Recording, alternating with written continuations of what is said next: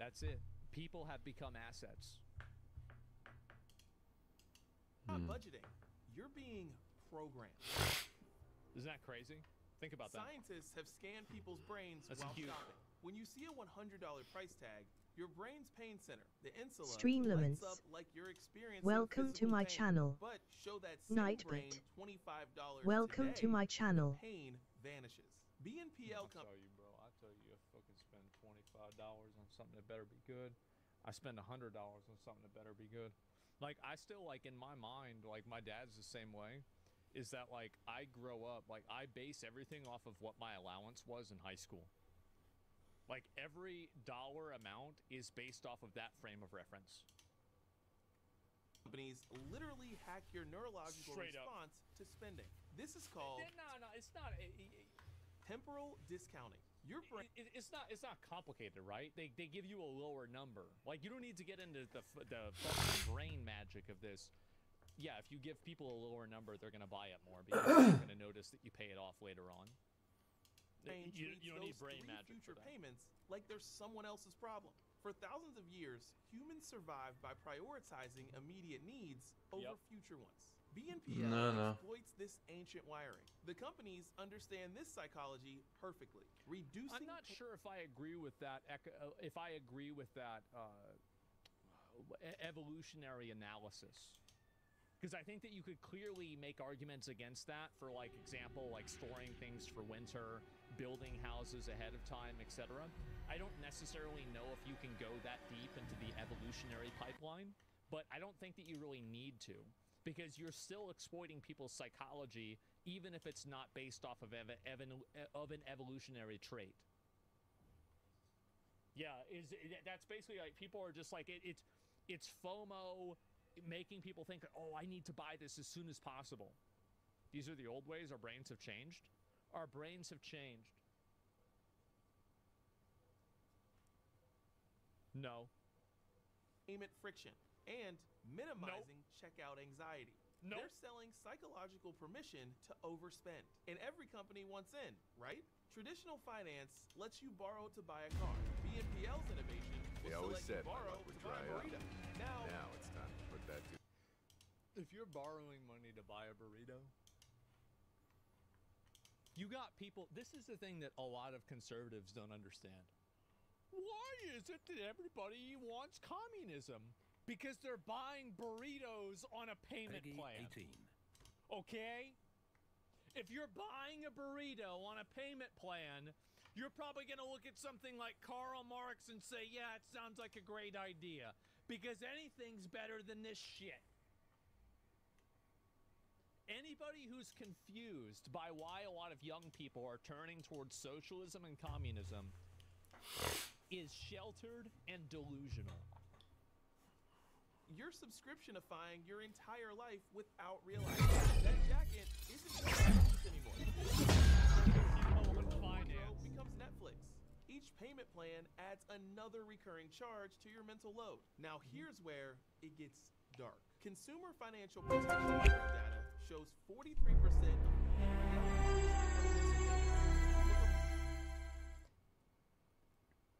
Don't they have some sort of, like, I mean, I understand that each adult should be able to enter into the contract that they want, but at the same point, whenever you're constantly giving out contracts to people and you're not vetting them at all to whether they're able to make payments or not, at what point is this effectively just something that is abusive and manipulative? It should be illegal. I think that there needs to be more checks and more levels of accountability for this. Like, this is something, like, my understanding is in, like, at least like in Islam, for example, like, isn't having, like, interest for the most part illegal? I'm pretty sure it is. Yeah, it's haram. Yeah, basically, right? Yeah, you guys get that right. You guys 100% get that right. Around you. Nearly half of everyone Big using fan of that. BNPL has already failed to pay on time. 1 in 3 paid late in the past year. Among those who use multiple BNPL services, the rates are even higher. When payments fail, the cascade begins. You miss one $40 payment, the app tries again. Your account overdraws. That's a $35 bank. See, this is, bro. This is, you know what this reminds me of whenever you start losing money? It's like when somebody wins a slot machine and you see like there's a 4x and then a 20x and then like a 5x and there's a plus 50 and then there's a minus 10. It's like, oh, it's too bad. And then like a plus 500 and then before you know it, you're just fucked. Yeah, you're death spiraling. Exactly. Yeah, this is the reason why, by the way, I have zero moral reservations. I have no debt in my life. I have never had debt in my life. I was very lucky that, my dad bought me my first car, so I didn't have to go into debt for that. And for other words, like, I never really have had debt. And I do not take on debt for any reason. I understand some people, and I get the way that guys, like they use debt and they leverage it as an asset, and then they use that to get more loans in order to buy stuff. Like, I understand this grift, but I don't want to be a part of it. It's not something that I just think it's clever abuse of game mechanics, and it shouldn't exist that way at all. I have my house and my car.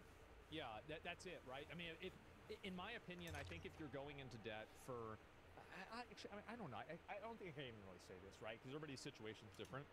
But like in a general sense, do the most that you can to avoid going into debt for anything other than a car, a house, or medical bills. Anything else besides that, try your absolute best not to go into debt for it. And student loan debt. I think that's another one, right? You kind of have to have that. But I mean, I can't really, I know everybody, obviously. It's like, I can say that, but it's easy to say that. It's harder to do it. Fee plus an $8 BNPL You see that? fee. Now you're $83 in the hole from a $40 payment. One For 1 month. small mistake becomes a financial avalanche. When payments fail, the cascade begins. But the real trap is loan stacking. The data is staggering. 60% of BNPL users juggle multiple active payment plans. Nearly a third, 32%, manage 3. Here's another really, really sad reality.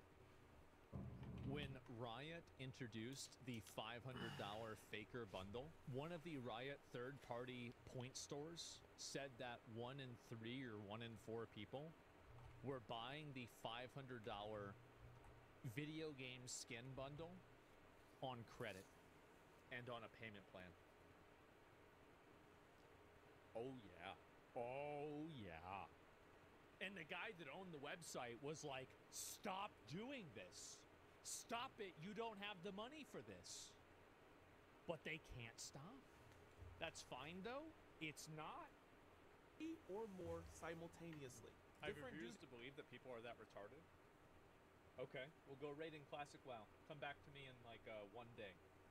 Your entire worldview will be different. If you ever have hope for the human race, do Molten Core. It'll be gone.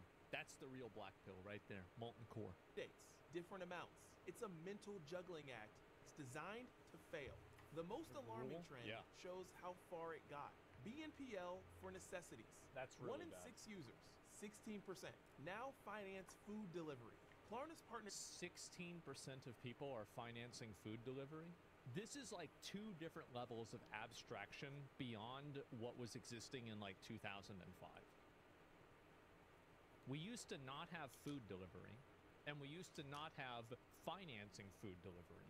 This is really bad. Cook for yourself. People are too retarded to cook for themselves. You're broke by frozen pizzas. No. Here's the real reason why people aren't cooking for themselves. Number 1, they're fat and lazy. Number 2, they're being overworked by jobs and they don't have the energy to do it at home. And one of the reasons why they don't have the energy to do it at home is that, again, this is why you have that presidential fitness test in high school, because you have to get the hogs off of the fucking trough and get them out running around because they have no fucking energy. I'm gonna be honest. I think this whole men having low testosterone thing is fake.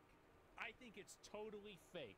The reason why men have low testosterone is because they sit in an office all day having to wish Cheryl a happy birthday and they can't say fuck.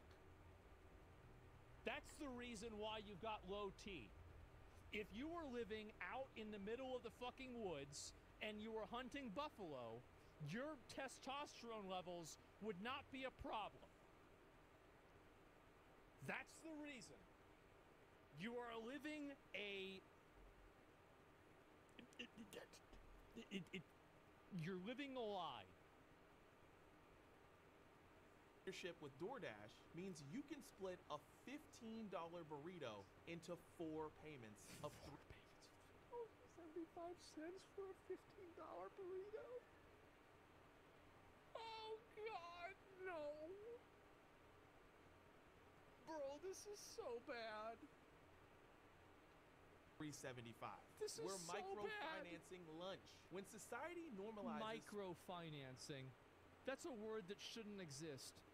splitting the cost of a meal into installments, Yeah. we've crossed a dangerous line. It It's has. desperation dressed up. And this is, by the way, so when you see the stock market, oh, the stock market's going up. Remember this video. This is the reason why nobody gives a fuck about that.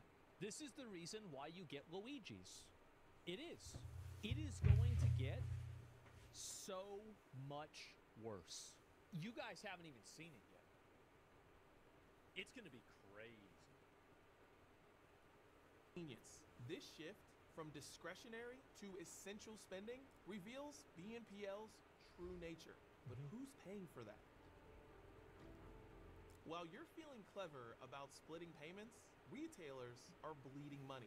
Every BNPL transaction costs retailers 4 to 8% versus 1.5 to 3% for credit cards. Let me show you exactly what this means. Take a one. The retailers are still making money off of this. That's why they take the service. Don't ever think that the retailers are being taken advantage of, or for whatever reason they're not getting Welcome to something my out of this. channel. They obviously did a cost analysis for this, and Hello. it is still in their best interest because they can capitalize off of people who are bad with their own money. No, Walmart and Target are not victims. They are willing accomplices who sometimes get the short end of the stick, but when you measure up all the sticks together, the sticks are actually quite long. $100 purchase at any store. With a credit card payment, the customer That's pays it. $100. The card processor takes a $2.50 fee, so the retailer receives $97.50. With BNPL, the fee is $6, Yeah. so retailers receive $94. That $3.50 difference per transaction is massive. For businesses Sure. operating on 8 to 10% profit margins, BNPL fees can shrink profitability entirely. But it gets worse. The contracts BNPL providers force on retailers explicitly forbid Well, surcharges. you also have, so there's a selection bias with this as well, is that if you have a selection bias and you assume that the larger expenditures will on average be things that are not necessities, you can assume that more people will be buying those on credit as well. So this actually is even more extreme than you would assume. Because like many more people on average are going to be buying a TV on credit versus buying a carton of eggs on credit, for example. For their users. Retailers legally cannot pass these fees to BNPL customers. Yeah. So what would they do? They would raise prices for everyone. They do. What if BNPL added to retail prices across the board? Cash customers are subsidizing BNPL users' shopping habits, but payment delays compound the damage. Credit card processors deposit funds within 24 to 48 hours. BNPL companies promise 3 to 5 business days, but frequently take longer. For small businesses managing tight cash flows, those delays can mean missing payroll or supplier payments. The Australian market gives us a preview of the coming collapse. When OpenPay failed in February 2023, Bunch they of left businesses behind probably died. $18.2 million in operating losses. Merchants who thought they'd been paid, they weren't. The money was gone. Laybuy's bankruptcy. And was you can even see how problematic this is. Look at what happened with Fishojo, for example. That shit fell apart. worse. 4,200 merchants. Real bad. And 766,000 customers Super left bad. scrambling. One craft store owner reported losing $790 on just one transaction. Multiply that across thousands of businesses. Kiwi Bank's $30 million exposure to lay-by sent shockwaves through the financial system. This wasn't some small startup failing. This was systemic risk becoming reality. Unlike credit card processors backed by major banks with FDIC insurance and reserve requirements, BNPL companies offer zero merchant protection. When they fail, merchants eat the losses, and it's not hard to see why they're failing. Here's the dirty secret of BNPL. They lose money on every single transaction. Not sometimes, not on risky customers, every single transaction. Let me show you the math that's killing these companies. Klarna, the industry's largest player, just posted these numbers. Q1 2024 revenue of $621 million, but losses of $99 million. Wow. That more than doubled from last year. Their workforce has been slashed from 5,000 to 3,500 employees, with plans to cut down to 2,000. I don't think that's necessarily indicative of their business. I think all companies are doing massive layoffs now. It's pretty normal. Using AI. Their CEO admitted they need to fire 60% of their workforce just to approach profitability. Yeah, they're doing this everywhere. That's not optimization. That's desperation. But here's why it's mathematically impossible for them to succeed. On a typical $100 BNPL transaction, they collect a $6 merchant fee. After paying 50 cents in processing costs, $1.50 for customer service, $2.40 for fraud and defaults at their 2.4% rate, and $2 for technology and overhead, they're left with a net loss of 40 cents. These businesses are money incinerators. The funding structure makes it even worse. BNPL companies borrow from institutional investors at 5 to 7% interest, then lend to consumers at 0%. During the easy money era, investors tolerated these losses because they believed in growth, but rising interest... Well, they could also write them off. There's different ways that you can carry over losses and taxes, and you don't have to pay all of them back, and you don't have to fully commit to them. That's another big reason why. And you have companies that are doing this constantly. And so Let the fun begin! And so that's really kind of, debt becomes an asset at that point, because then the asset is leveraged in order to, reduce your tax responsibility, right? And I think that's also something that happens, because if it was just a losing proposition, period, then the companies would never exist. There's a reason why they exist, and they exist inside of an apparatus of like 3 different levels of abusive damages. Change everything. Borrowing 7% to lend Security cameras aren't a solution. They're a symptom of a larger problem. Isn't a business model. The default rate is ugly truth. BNPL companies Whatever happened? Looks like they put up a fight. We don't have a clue. I reduced payroll by 60% this year, and our product is Urban better. Our customers in Urban happier, and our net line is in Urban healthier. It's not always desperation. It could also be good leadership and a bloated company. I think that it's probably both in a lot of cases, especially with tech companies. So, like, you might be running, like, and also, like, that's your... Claire Zone. Welcome to my channel. Too, by the way. And so that's silly. 60% layoffs is crazy. No, it's not. I mean, there's plenty of companies that do that. I mean, I've been involved in like payroll and like making big financial decisions. You guys know this, but like the fact is, like, I don't really put myself out there as some like massive expert in this or anything like that.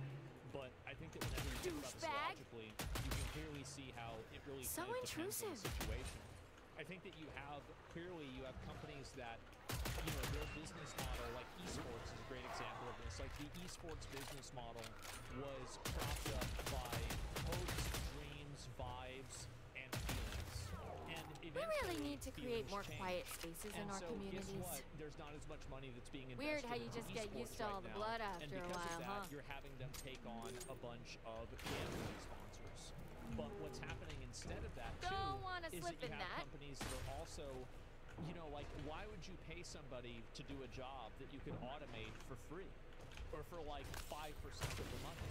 Well, you wouldn't, so you get rid of that person.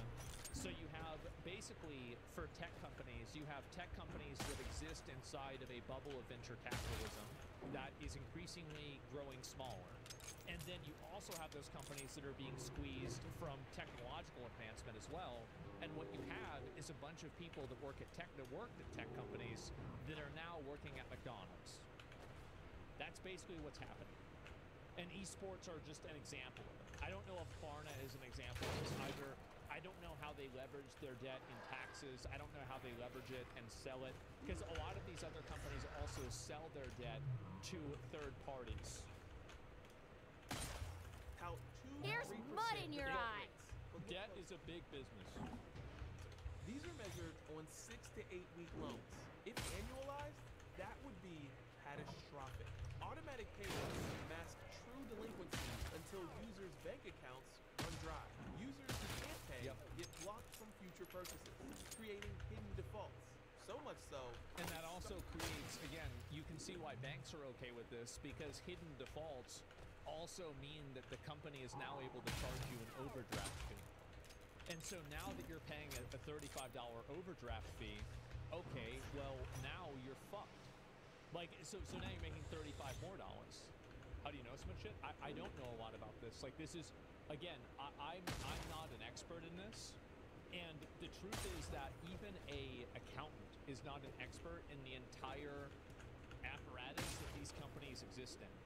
Like, there's probably about 30 people that work at these companies, and like, you know, at like max size, that are all very competent and intelligent, that all manage different parts of this apparatus that keep it together.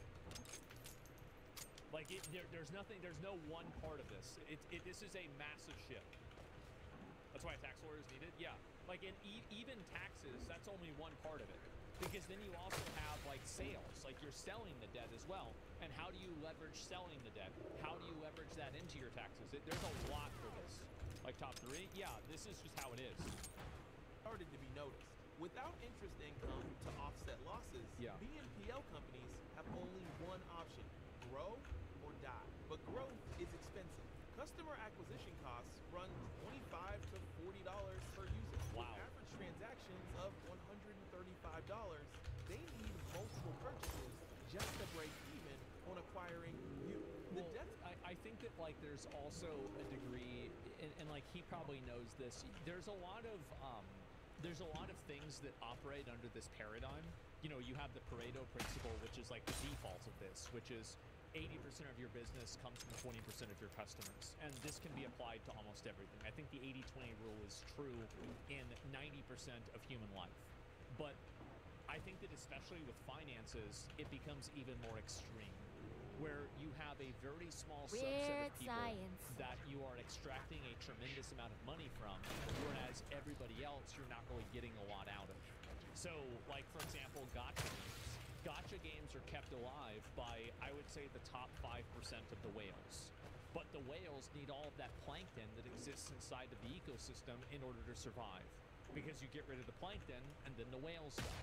And so anyway, there are a lot of things that function under this. Like, you can look at income disparity, you can look at, you know, any degree of this, like in video games, you can look at it in spending habits.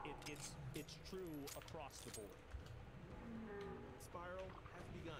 To grow, they must approve more risky customers. More risky customers means higher defaults.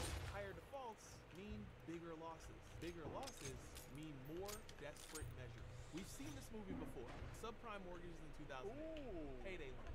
The pattern never changes. It's an high school. Easy credit, explosive growth, It's just sudden graduated. collapse. The free-for-all is over. Regulators have finally woken Thank up God. to what BNPL really is: credit, and they're bringing the hammer down. But first, understand this: BNPL companies structure their products to dodge the 1968 Truth in Lending Act by keeping loans Definitely under gives the certain place a thresholds. certain Credit horror movie ambiance. It's just like, that's so obviously bad faith. It's so obvious. Oh, I don't know why people That's are putting really up with fucked this shit even for a second.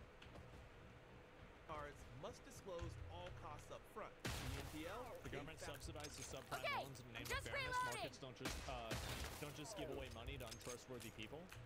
Well, so a lot of venture capitalist firms, You're done. You've had this strategy that's begun to recede, especially after, I would say, 2023, 2024 with COVID, and like the like you had a lot of like uncertain realities, like for example, cryptocurrency or NFTs, and I think that basically a lot of these companies got burned by them, and a lot of these companies Works have for the me. outlook of we're going to take 100 shots, we're going to miss 99 of them, but out of the one shot that we hit, we're going to make $1,000, and each shot takes $100. So like the idea is that you are simply playing the odds, and that's why BlackRock is invested into everything. That's why Vanguard is invested into everything. Sequoia is invested into everything. Andreessen's invested into everything. All of these companies are connected, and the reason why is it's not because it's some massive Jew apparatus. It's simply because they want to have their hand in all the cookie jars in case a cookie pops up so they can grab it and eat it. It's that simple. You would do the same thing if you had that opportunity yourself. Perfect. It's smart diversification. Yes, exactly. That looks slippery. On the loophole, less protection for you, more flexibility for them. That loophole is closing. 2024 marked the turning point. The Consumer Financial Protection Bureau ruled BNPL must follow the same rules as credit cards. Full disclosure of all fees and terms. Standardized cost comparison. Dispute resolution process. Wow. Refund protection. Jeez. For companies already And you losing can see what happens, by the way. If you think they're not making money off of this, they were worth $45 billion, and now they're worth $14 billion. money on every transaction, these compliance costs, estimated at $2 to $3 per transaction, are devastating. The crackdown is global.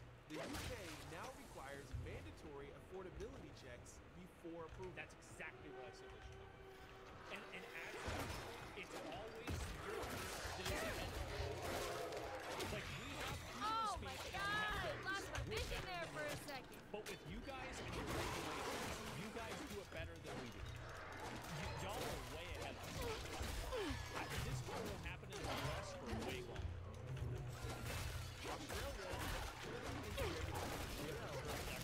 Yeah.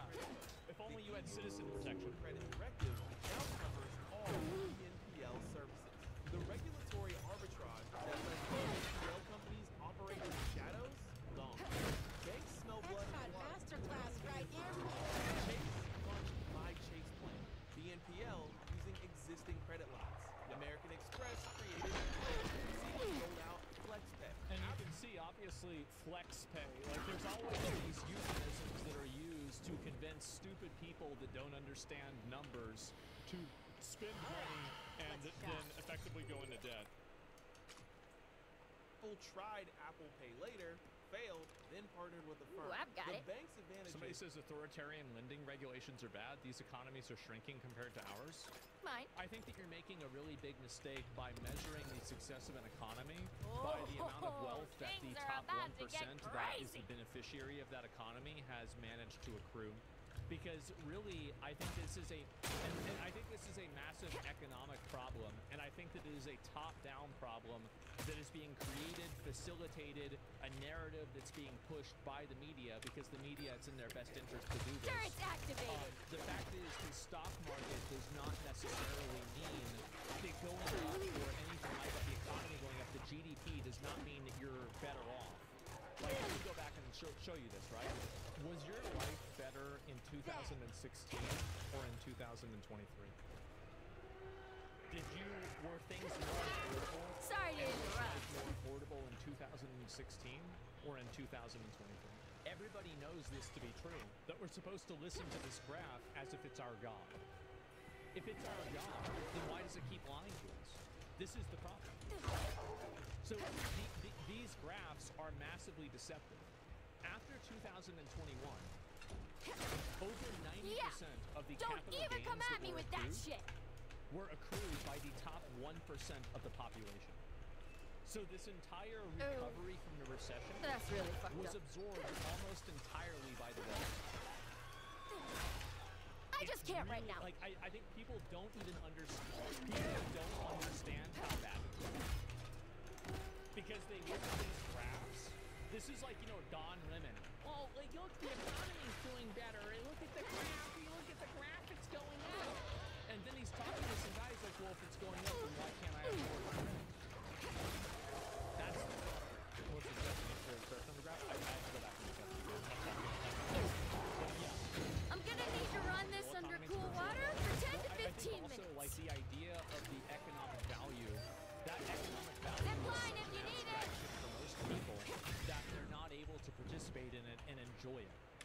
because the wealth is consolidated among too few people.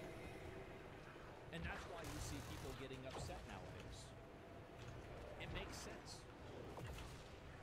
The economy for individuals sucks, but for the few rich that get super rich, it's not just rich get richer anymore. Well, I'll tell you this, right? Even this year, for me, I have almost made more money off of investments making me money than I have from my actual work. It's crazy. Same? Exactly. So once you reach a certain amount of wealth, it's like a fucking, it's like a scaling thing. Where like, you start scaling way fucking harder. It's like, okay, it's like a fucking world buffs in classic WoW. Like, if you're a warrior, Please and thank you. You get crazy fucking scaling with it. If you're a druid, you're fucked. You're fucked. You're a balanced That's druid, arriving. you can't do anything. Compounding interest, yeah, exactly. Yeah, you don't get to ramp with exponential growth. It is. It goes quadratic fast, exactly. And so people don't understand this. And because of that, and a lot of people, and again, I think that people are, and this is a big conspiracy theory, I think that people are intentionally financially illiterate, and I think it's being done on purpose. Why is it that we learn about all of these weird, complex mathematical formulas, but people still can't understand compounding interest? It's not that Algebra 2 doesn't matter. Of course it matters. But statistics matters more. So if you're going to pick one, you need to go with statistics. And I think the reason why we're not going with it is because a lot of Should I use that if people understand the percentages, if they understand what the, the rates of return, if they understand what the interest rate is, they might not be as Oh, willing there, to spend Rabby! money. And those people, through abstraction and logic, have control over education. This is a conspiracy theory. But I think I'm right. Are crushing. They have millions of existing customers and can borrow That at is, like, near zero so from depressing. deposits. Yeah. They operate with diversified revenue streams, decades of regulatory compliance, and This is, by the way, one of the reasons why I have a lot of frustration towards guys like, for example, and other guys like, probably like Bosch, even Krogan, and people like that, is that with these points Love you too. I think that I'm aligned with them 100%. I wish that they would drop the They're weird on identity us. politics stupid shit, because these are the words that are actually affecting everybody in the world. These are fucking everybody over. And this is the real final boss, not whether trans people can compete in like sports. It's so frustrating that they get, and I think again, I think Democrats have been poisoned intentionally by corporations after Occupy Wall Street to misdirect them into identity issues that are Extinguished. actually class issues in disguise. It's really frustrating for me to see this. profitable business models. Armor's Industry not looking consolidation is I might patch it accelerating exactly as predicted. Moody's warned few BNPL companies will remain independent. They're being proven right. Square bought Afterpay for $29 billion, now worth far less. OpenPay went bankrupt. Laybuy collapsed. Others are desperately seeking buyers. Because they needed, that they existed inside of a regulatory gray area. And the moment that that gray area was Hey, armor here. colored in, they can't exist anymore.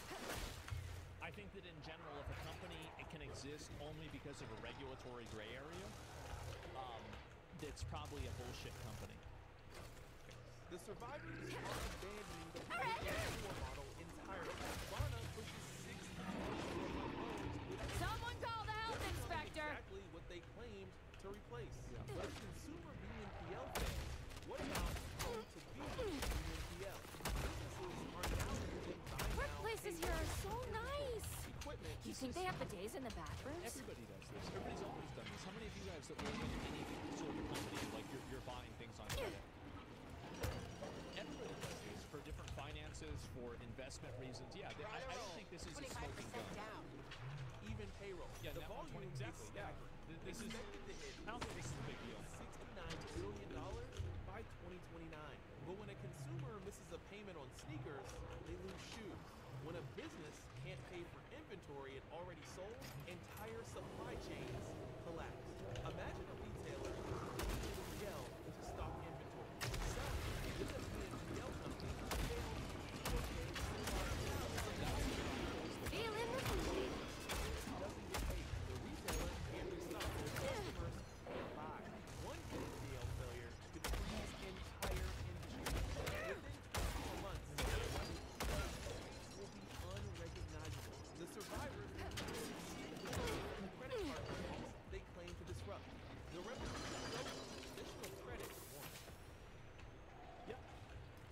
to pay for all Well, BNPL hasn't died. It's just simply been rolled into traditional credit. BNPL existed inside of a regulatory bubble.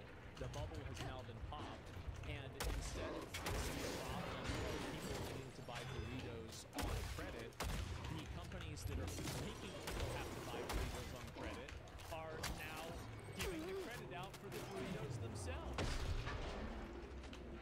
split payments. The question is, Superbo.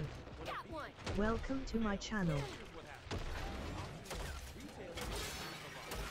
This is what happens when open banks led by paid, except for the money never arrives. $18.2 million in losses, 4,200 businesses affected, zero recourse. Unlike credit card fraud, See, this is the big issue too, is that these companies never face any sort of real accountability. It's the same problem like with Bishojo, for example. As far as I know, Gun Run hasn't been investigated by anyone. Nobody's talked about this. I didn't do it. Nobody in the government regulatory agency has made a comment on it, or whether they're looking into the problem or not. So you have people that effectively Don't worry about me.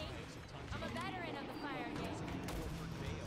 They are protected personally, and their agents continue doing it.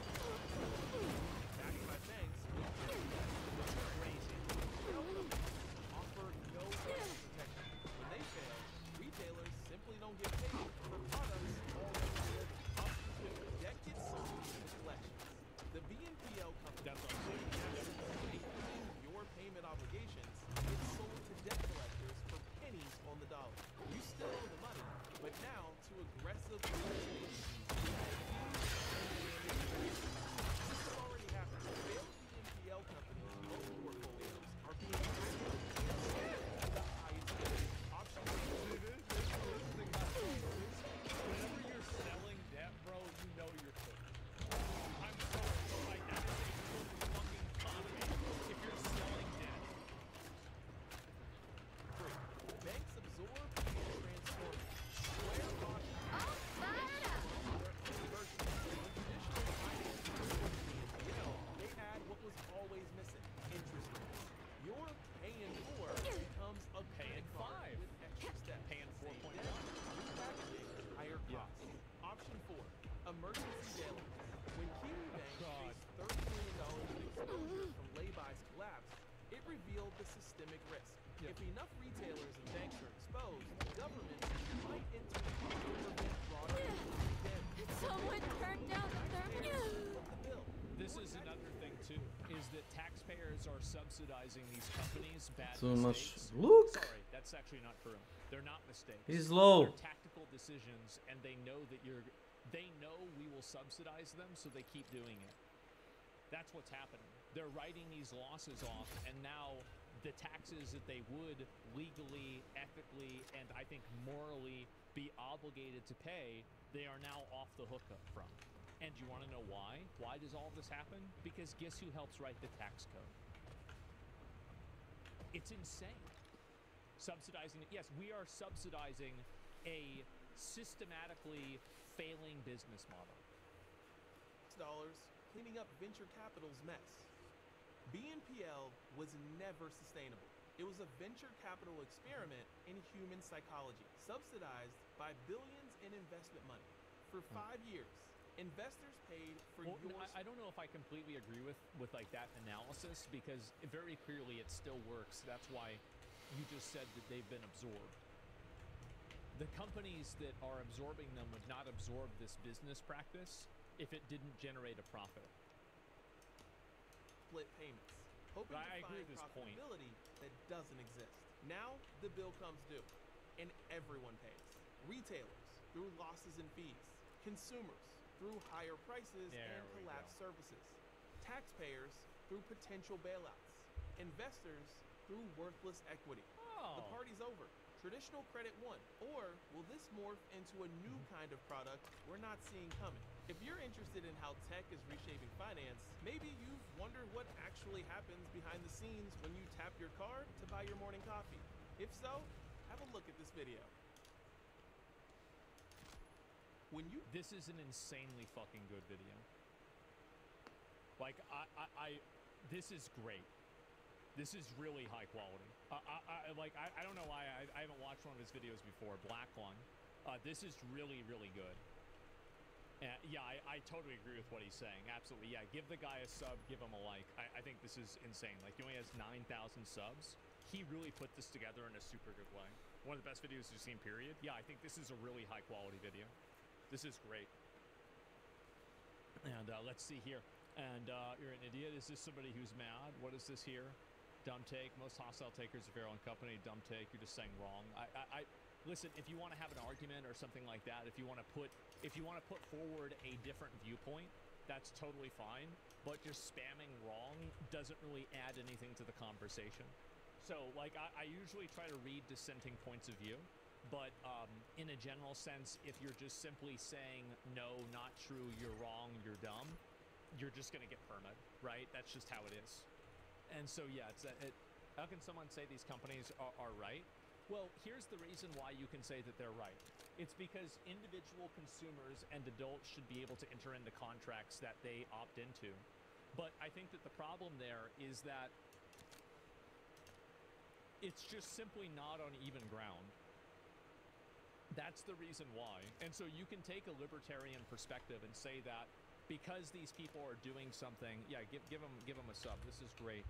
I really, really like it. The guy's video was good. Yeah, it was a really, really good video. And you can see that it's obviously a very good video. He got 500,000 views on a video with 9,000 subs. The reason why is because it was a really good video and people watched it way more than his subscriber pool. That's obviously one. Yeah, so there you go. And yeah, he was extremely educated, maintained good factual analysis. Yeah, exactly. Bias. Some people commit suicide on installment plan. Responsible credit card users shouldn't pay the consequence. Responsible credit card users shouldn't pay the consequence. I don't understand why the...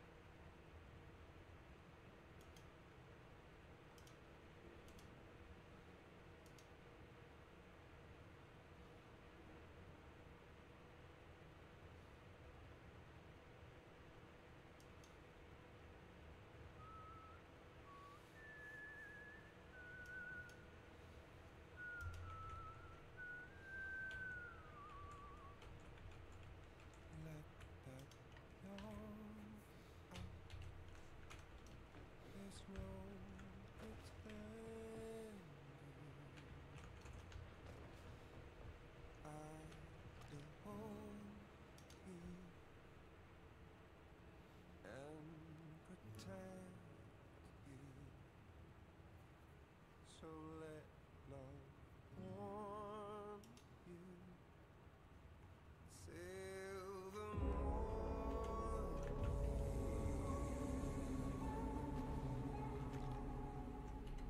I'll stay with you. Time to fly, Nightfall. By sides your eyes, I'll wait, and soon you'll sign. Have a nice flight.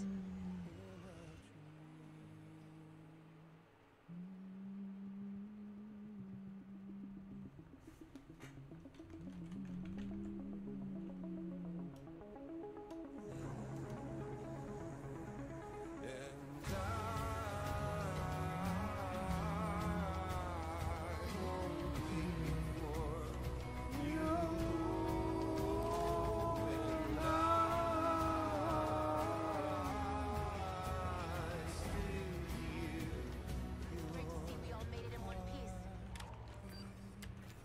Pterodactyl!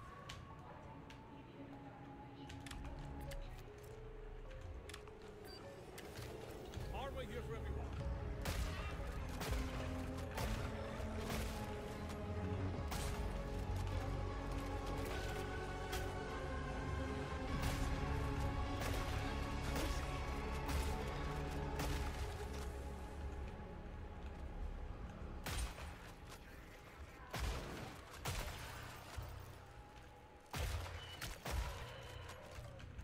Nice going.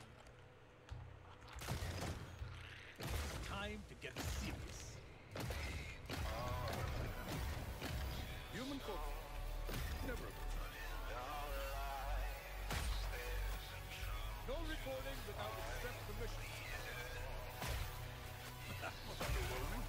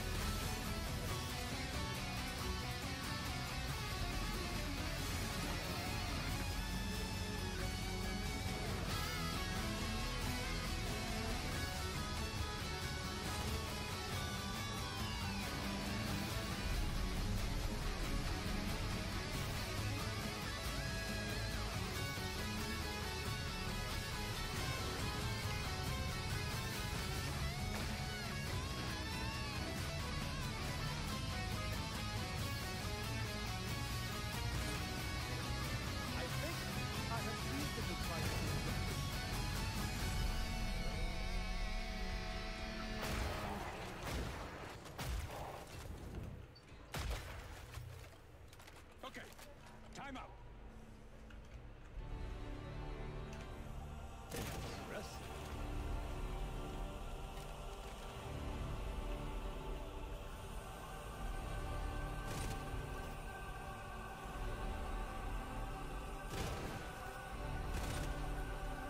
Just do my part in the battle against the surveillance state.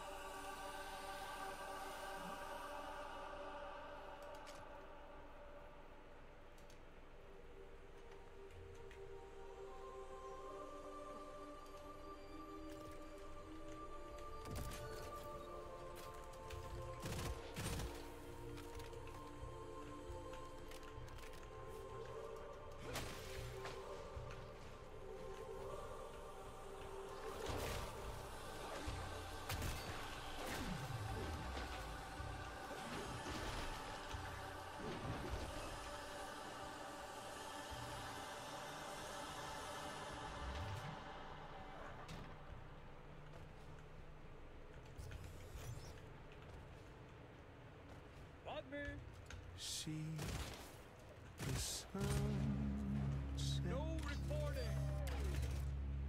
the day is ending. Let that yawn out. There's no pretending. I will hold you and protect you. So let love warm you till the morning. Right in the head.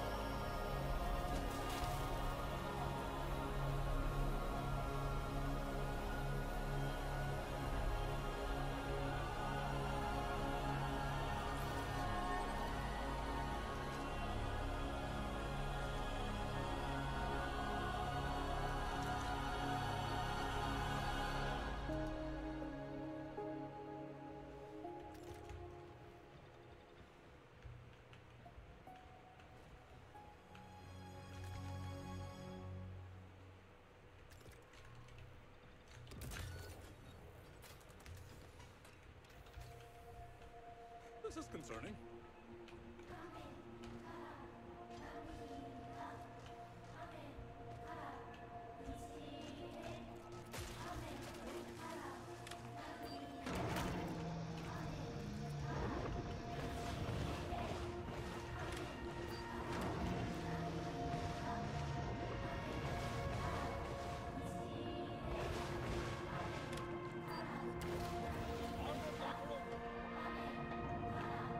That's none.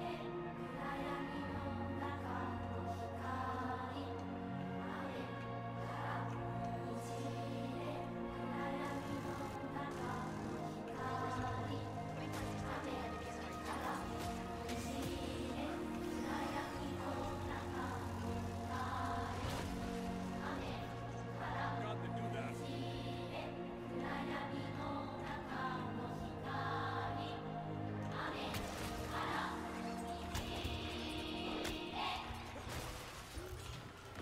Well played.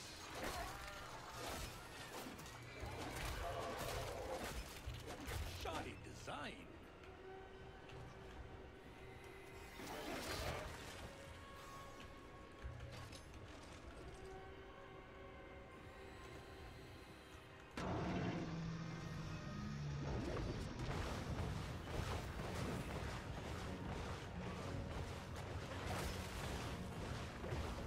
खामोश रहें।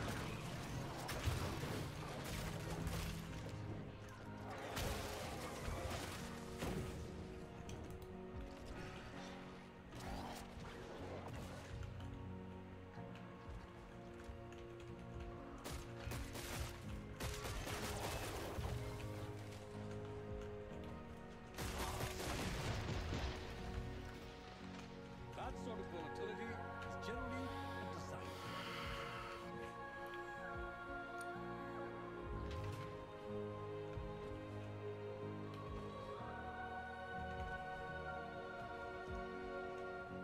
That doesn't bode well.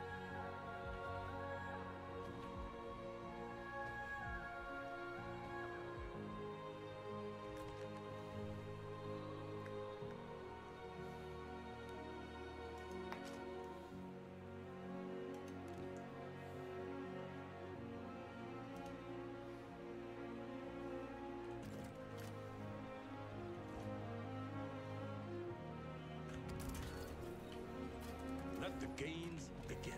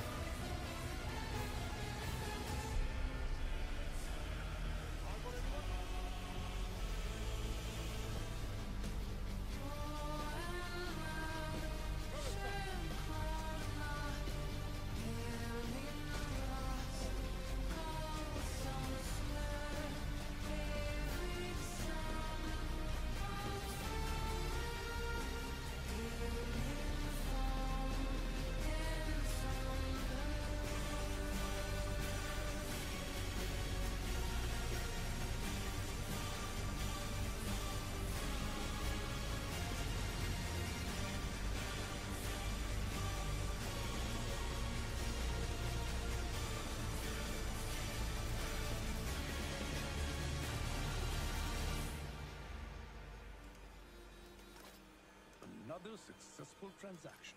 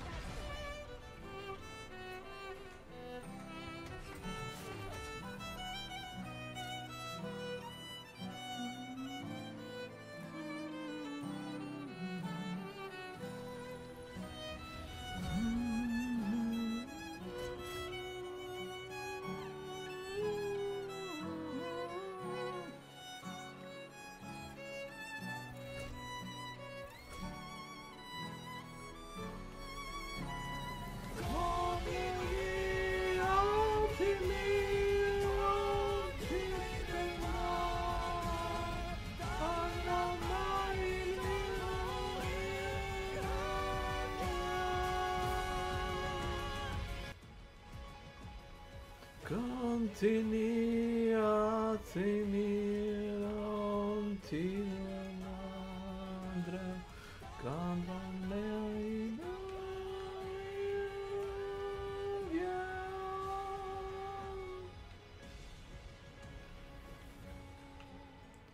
chacun embrassage dans chaque ligne sans passage. Si nous possédions que contre l'amour l'attente.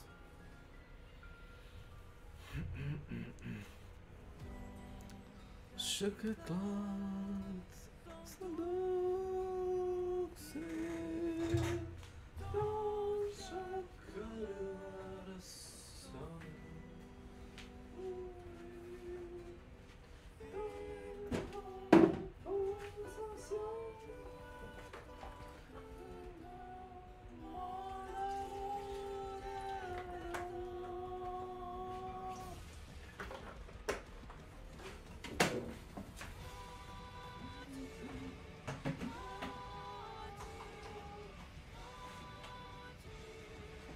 Oh, clear up school.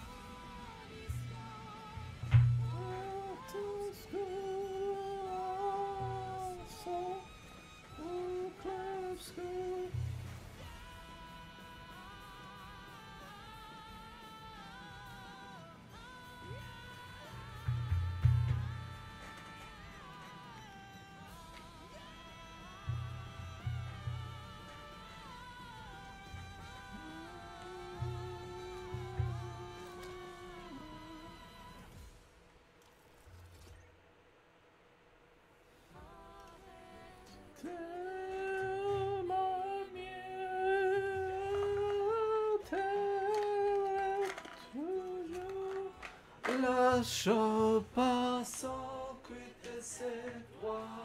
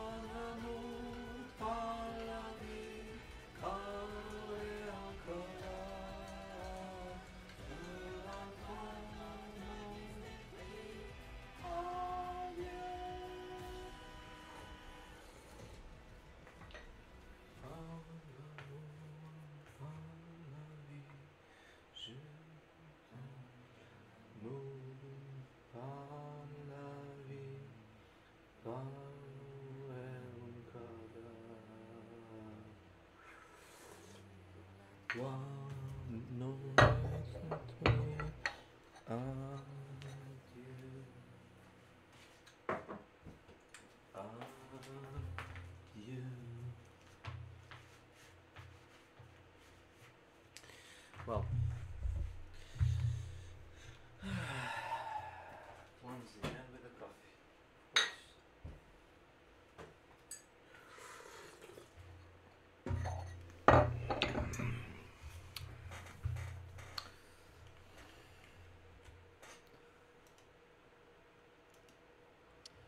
Right now, I'm going to listen to another track from a Claire Obscure Expedition 33, courtesy of our Kato here.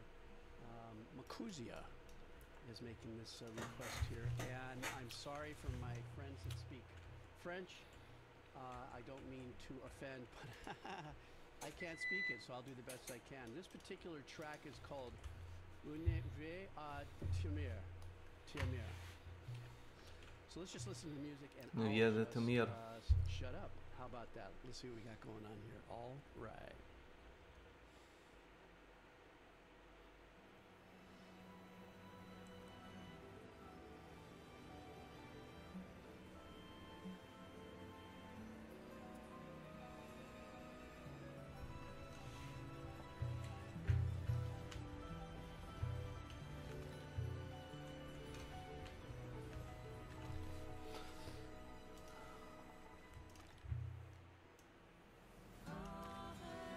Je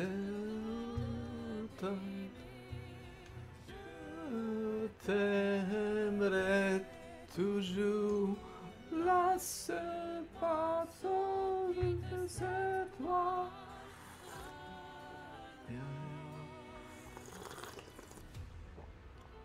Ooh, I love the hybrid use.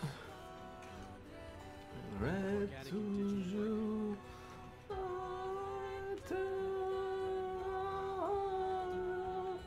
la seule personne que c'est toi, Aline.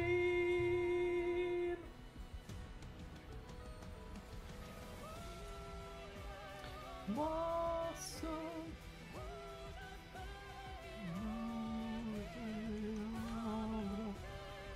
I love the sway of the rhythm being in 6/8.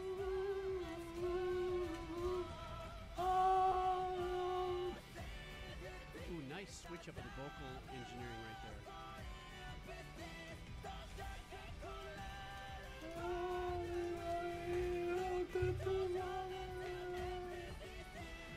Dans l'amour, par la vie, est encore là.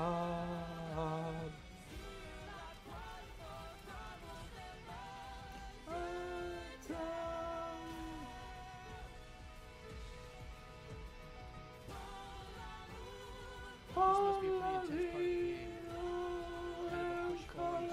a push chorus. This has full cinematic vibes to it, but in a very hybrid kind of way. The crossover between using pads and other digital implementations of arrangements. All that very unique sound design in the back that's playing with our heads and the stereo image.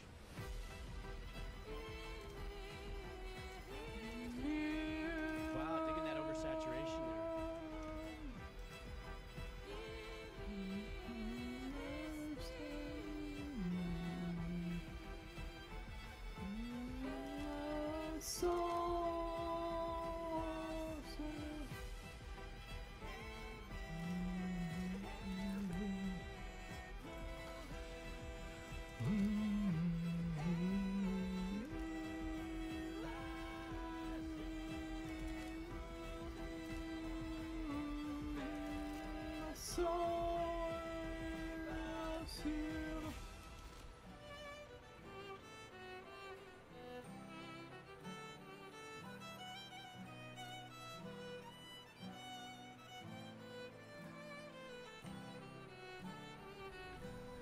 I love the use of the digital instrumentation to give us the real stereo imaging, the ambiance, the etherealness.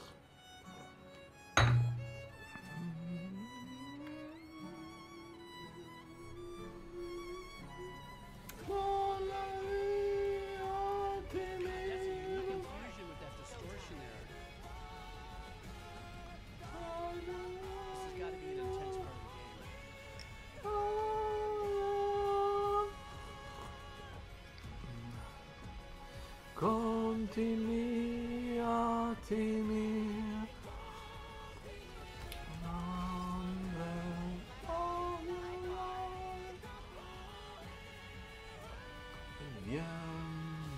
One of those voices in the background is actually kind of like a metalcore vibe.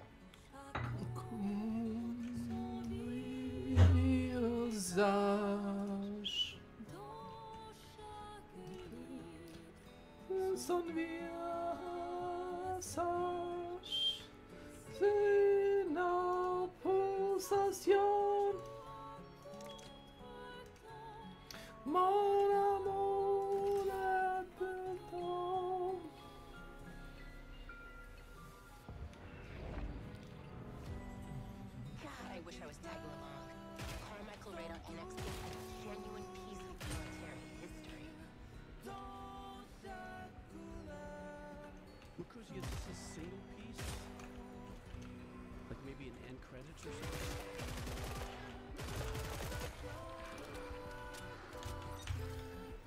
Let's get to That's one of the percussionists in the back.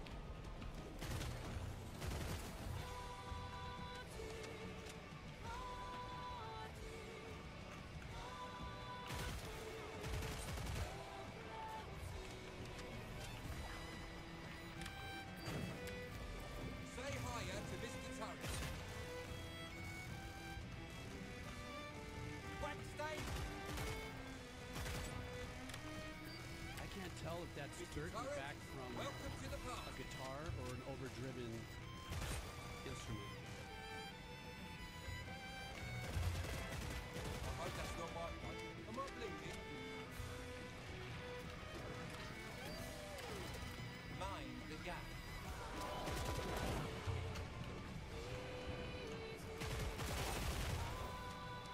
Thank fuck that's Very unique vocal background there.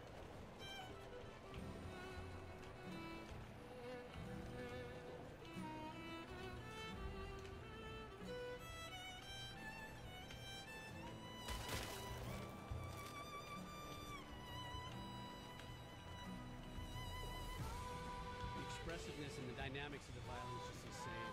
These musicians are just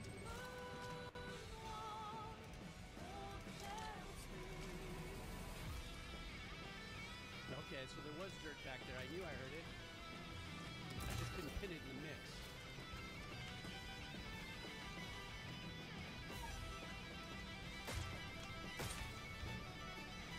I didn't know Eddie Van Halen plays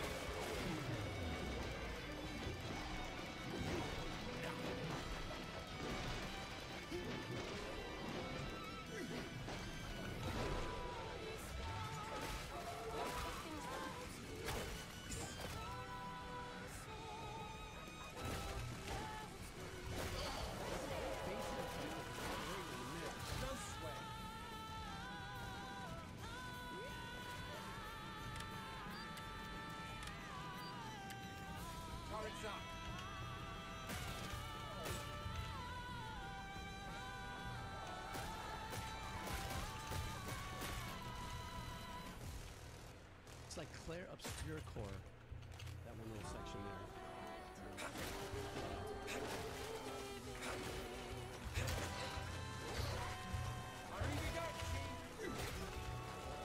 Lassù passo de cette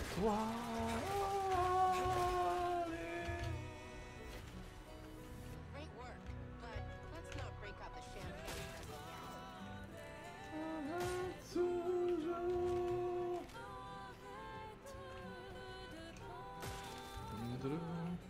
Lassù passo Some great background vocal harmonies going on throughout this whole track.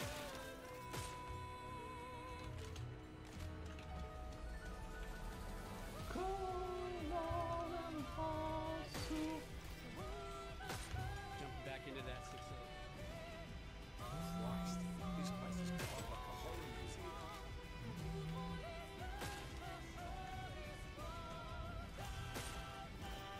Just do my part with the privacy movement.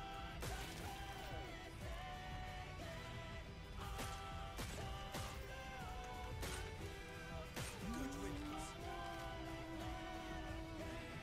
Ton l'amour prend la vie d'un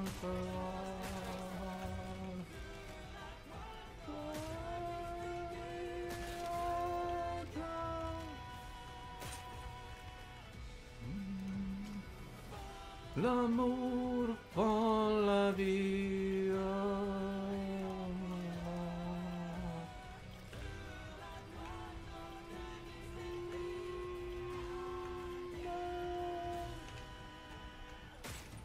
God, I love that core Hope voice you're in the back. shopping, shoppers. Is that it? Let's make them dance. Maybe it is. Oh. Nosy Parker. Prend la vie d'un color.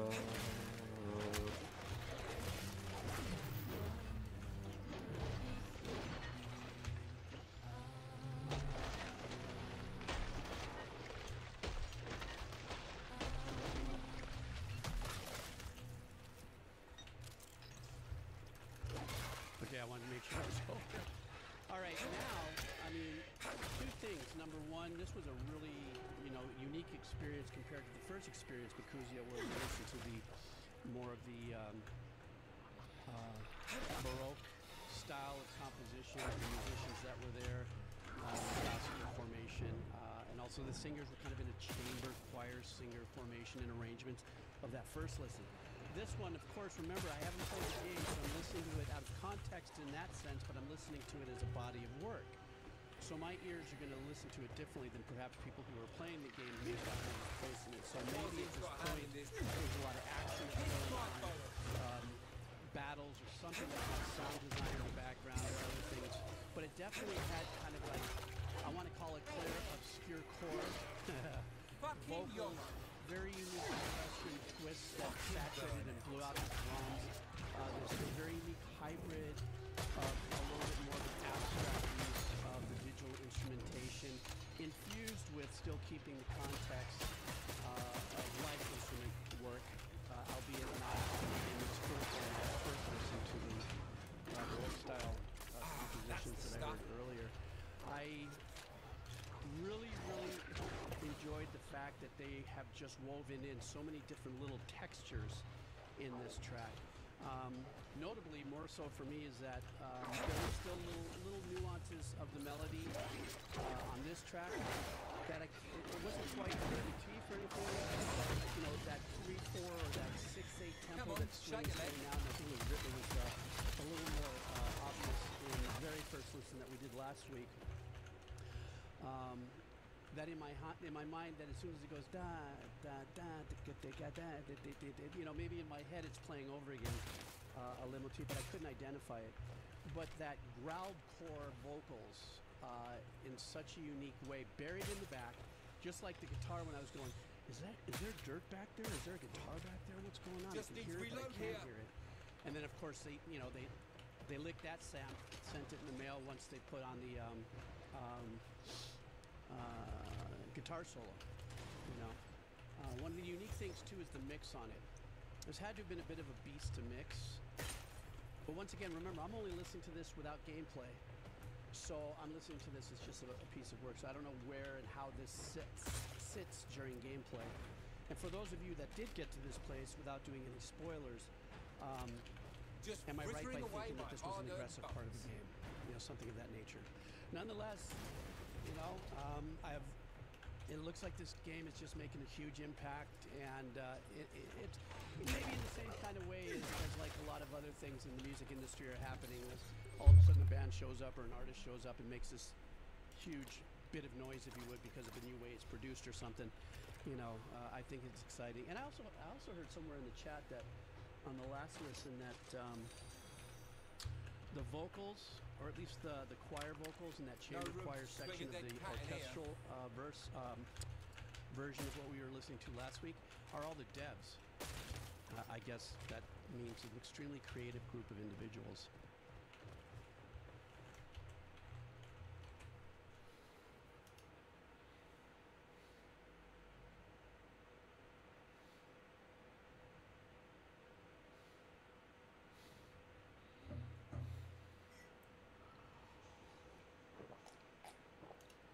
We are not getting off this Claire Obscure train anytime soon. So today we are going to react to a track that you highly recommended. It is the most suggested track out of all of the comments that I looked at. So we're going to react to Unvi Tami, I believe. But yeah, we're going to go ahead and listen to this. It is another 11-minute track. So we're going to be here for a bit, but I am very excited to hear what it's all about.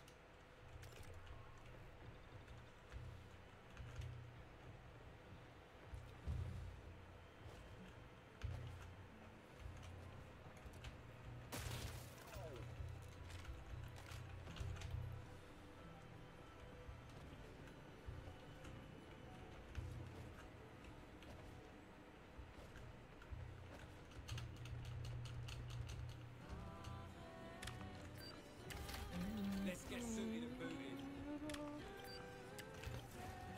J'aimerais toujours laisser partout de cette toi.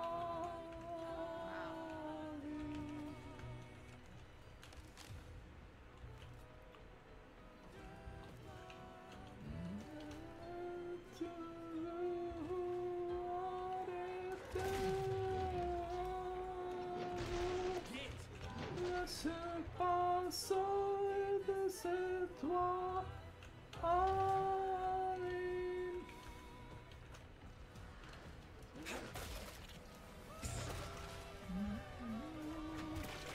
Nice. Okay, thankfully I was able to kind of anticipate the because I listened to another 11-minute track for my very first Claire Obscure video. Let's see what the comments are. I saw a comment saying that there's 3 of these Monkey. each 11 minutes long, and that's how we get to 33 in Expedition 33. Did that so cleverly, so that's really cool.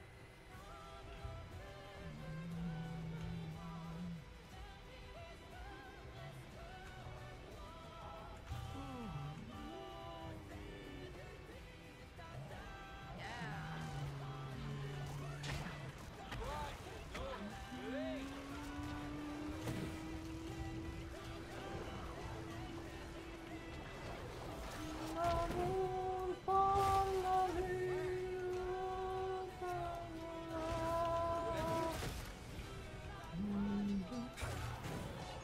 Shut it down.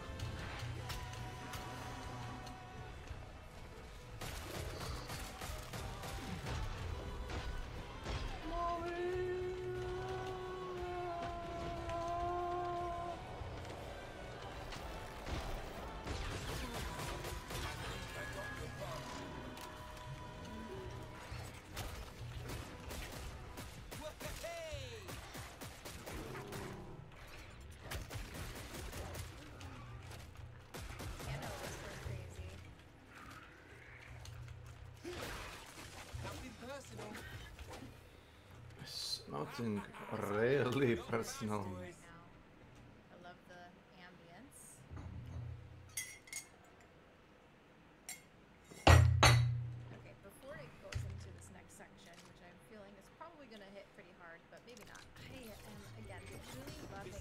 seamlessly them into they're next able week. to go back and forth between these different like time signatures. It sounds so cool, and I'm again really wanting to play this game. I still cannot find a physical, so One. just nab it and start playing because I am just really excited to learn about this game, figure out what the story is and everything. Like, this is probably going to be game of the year. I'm thinking possibly best score. Uh-huh. I'm very curious to find out if that's what ends up happening for 2025. I mean, there's a lot of other amazing games that are going to be released this year, but this one has just blown everyone away. So yeah, let's keep it going.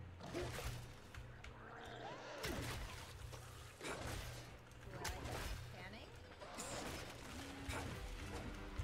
Oh!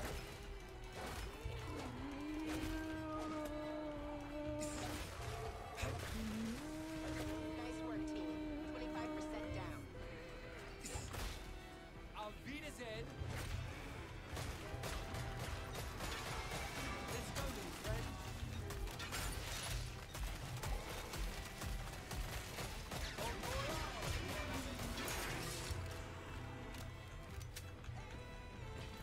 As this persists.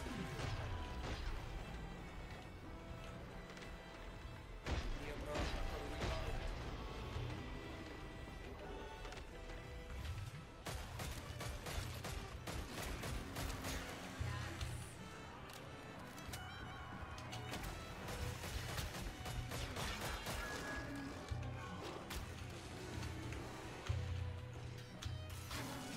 Oh, thank you, pudding.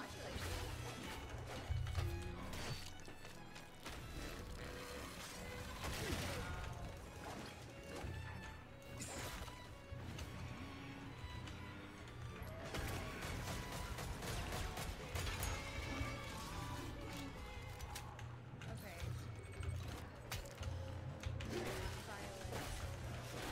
Straight to my soul. That's so beautiful. Whoever the actual violinist is in this track, like, maybe he's really good. It's just Allow me to introduce the starter.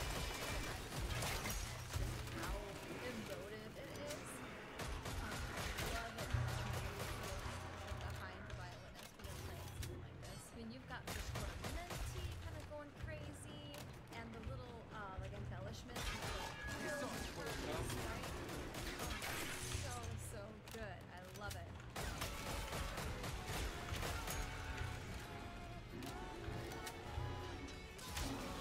Well, I'm you, everyone.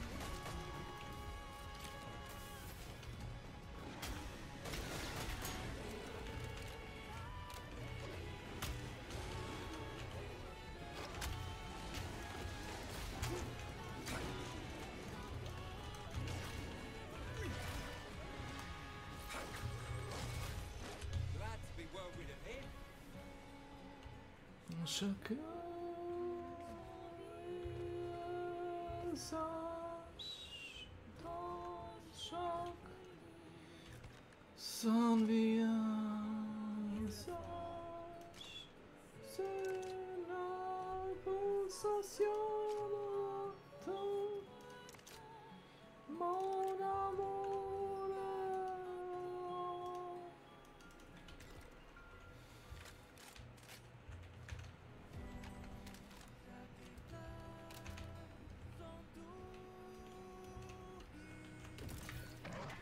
Dans chaque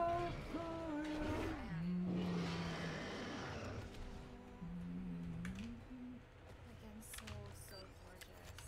Hurry in the game, I mate. don't know if you guys are able to kind of hear this, but unfortunately, it feels like the music's getting a little bit distorted, especially in the Say earlier hiya to parts, Mr. like, Tuck. just a little too much, and that Let's give him a show.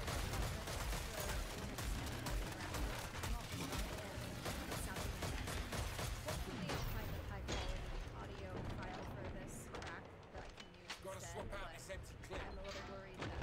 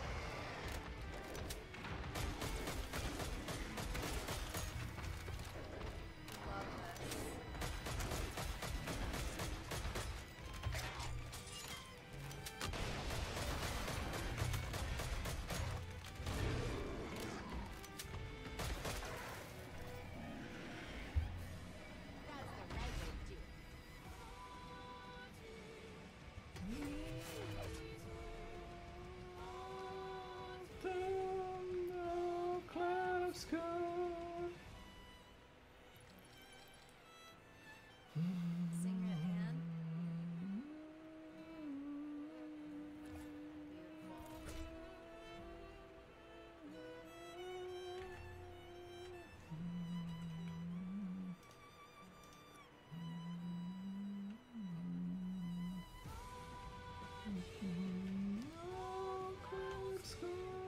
I do want to say the violin and cello little soli duet that was happening was really cool. I loved that. You know, as a violinist, I have to kind of appreciate the violin part. It's just natural.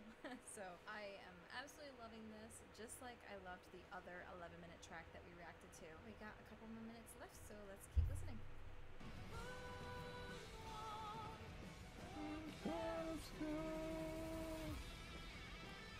Oh, guitar.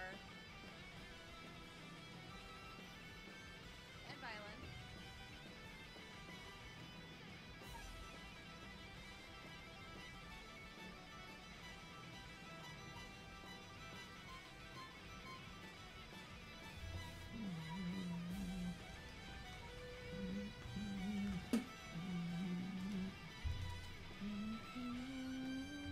Heck yeah.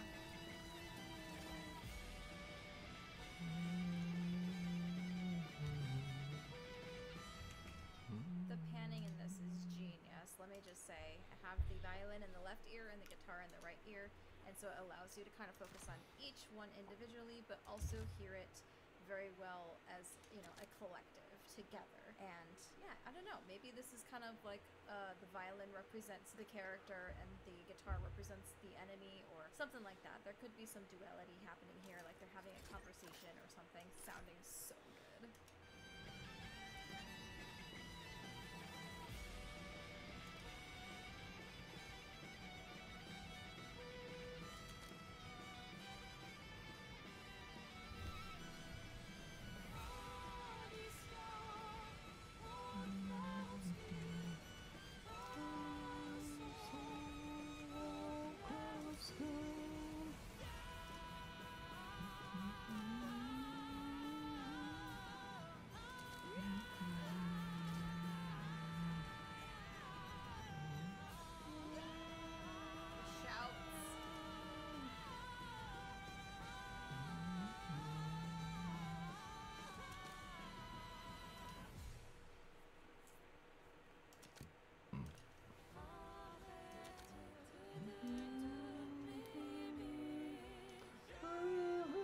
T'aimerai toujours là sur passo, toi, Alina.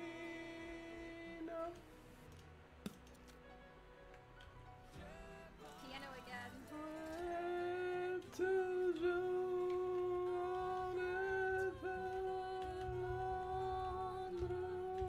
là sur passo. C'est toi, Alain.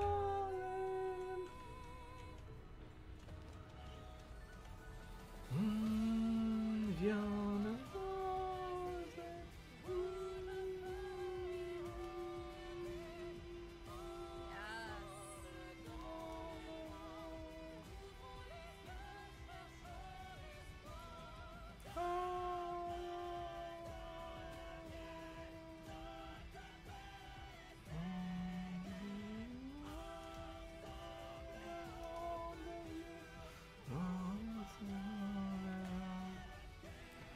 pour l'amour, pour la vie, oh la la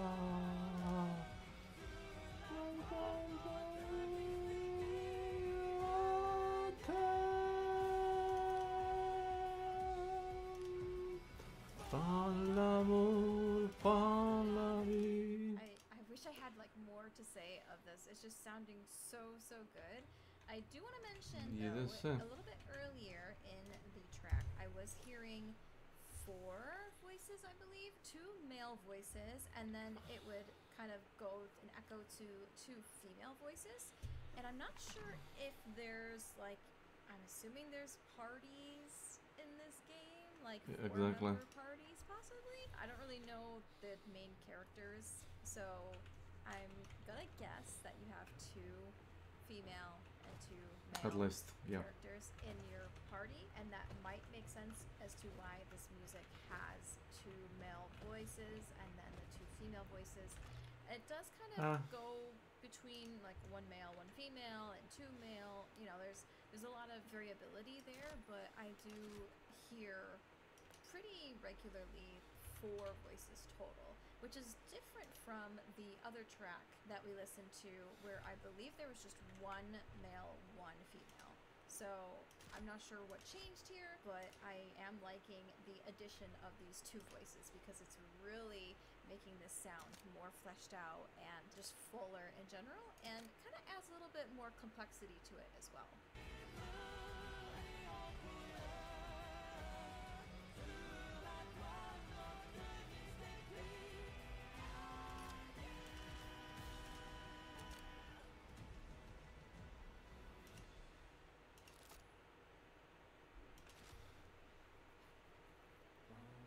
Amor parlavi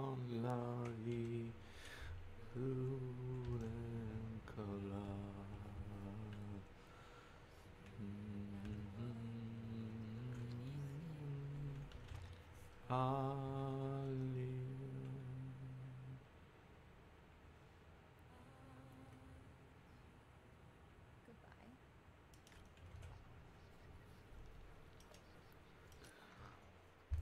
So the very last word that you hear them sing is adieu, which is goodbye.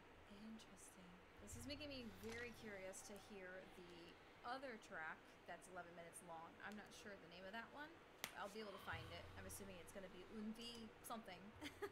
But yeah, this one was very interesting. It definitely still had a lot of the shifts of the tempo and the time signature, right? Going kind of between a 2 or 4 and a 3. I feel like it didn't happen as often as the first track. It still sounds really, really nice. I do kind of wish that the track itself was a little bit higher quality. Really awesome track. Thank you guys so much for your suggestion. Again, this one was the most requested out of all of the Expedition 33 tracks. So next we're going to have a bunch of tracks again, like the second video, probably 3 or 4 tracks. Feel free to post the suggestions below and let me know what you really want me to react to next. And yeah, thank you guys so much for watching. If you like this video, please hit that like button and also subscribe. It tells YouTube that you enjoy my content and you want to see more of it. And of course, if you'd like to get early access to these videos, feel free to take a look at the membership tiers that I have. You can get the early access, you can get your name in the credits of these videos like I have right here, and there's other perks as well, like priority requests for what I'm going to react to next. So feel free to check that out. But I am super, super excited to see we go all made back it in one to piece. Elden Ring next week, so stay tuned for that, and yeah, I will see you then. Bye. All right. Now follow your feet to your favorite premium shopping destination.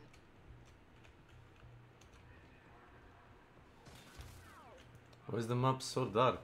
What the fuck?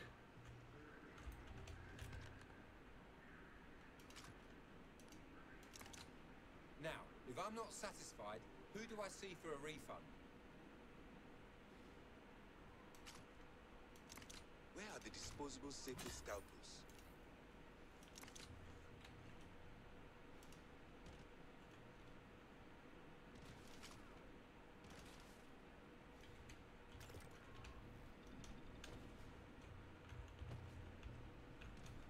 I'll be a pal. Let me see, Josh.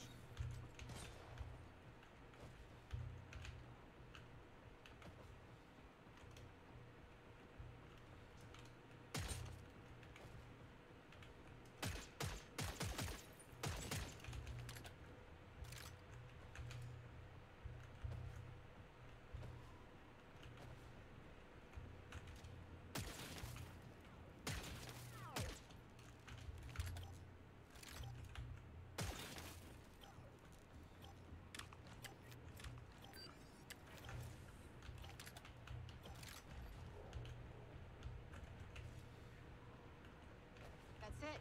Pod's now closed.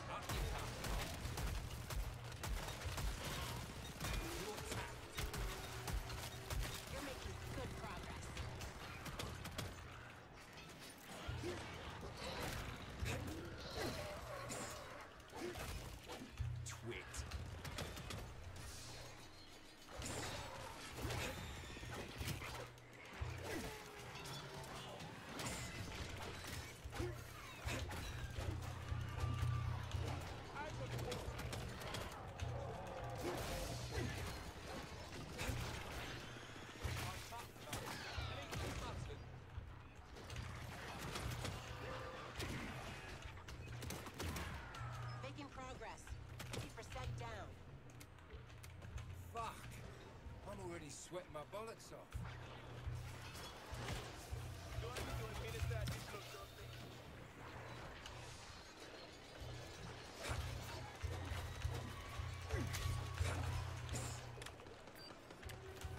Don't worry, the turret's on our side.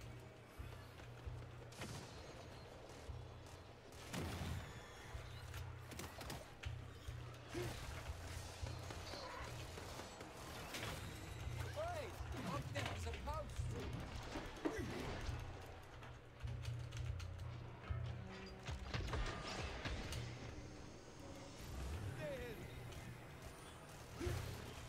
Hurrah! Thank you, mate.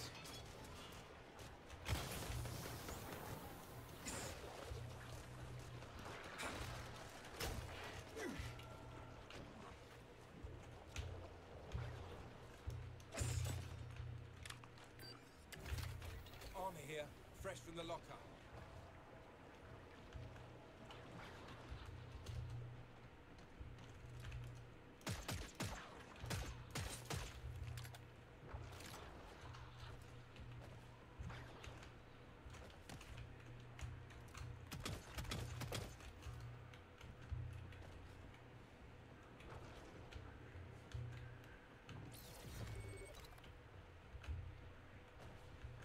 I could use a light ale after that, you know?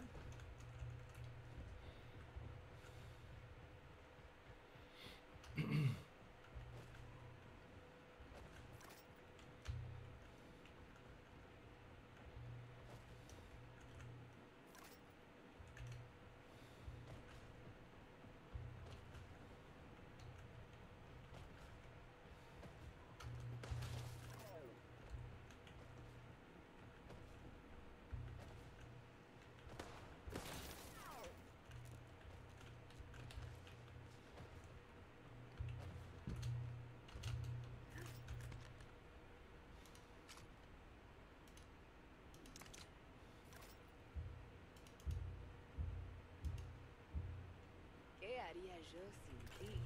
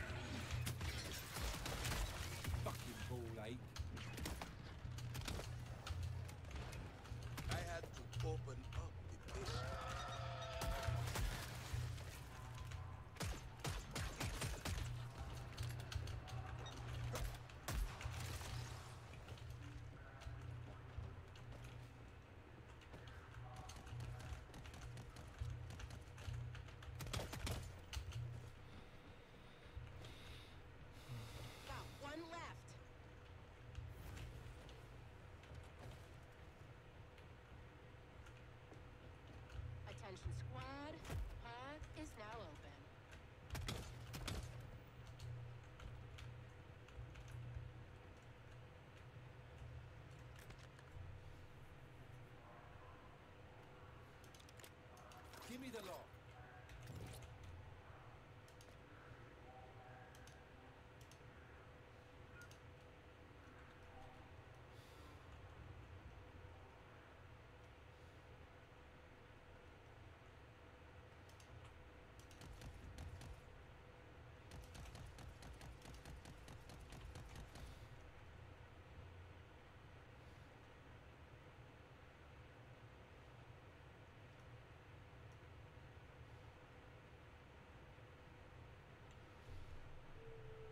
I'll take it.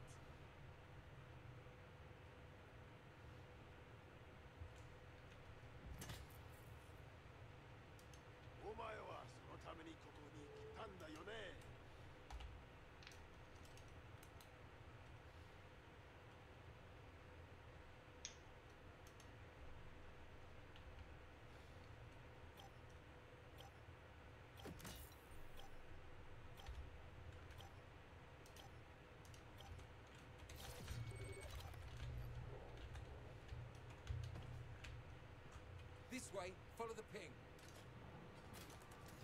Let's keep that energy going. Chins up, yeah?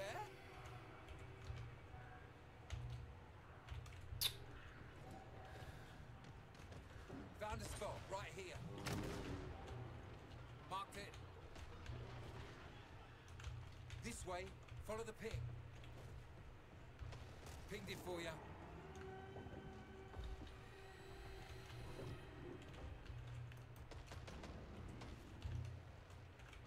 You are snuffed. Right here. Come see what I found. Here. Pinged it. Don't say I never done nothing for you. Location marked. This way, follow the ping. Found a spot right here.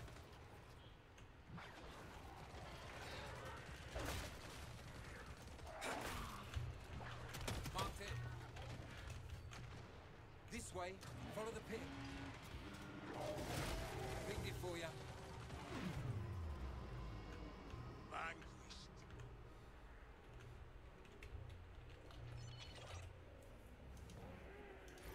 Up you go.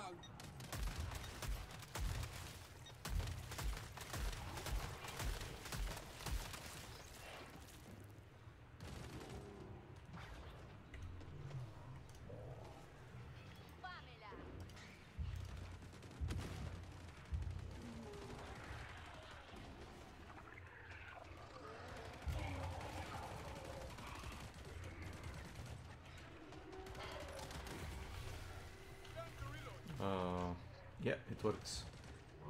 Right here. Come see what I found. Here.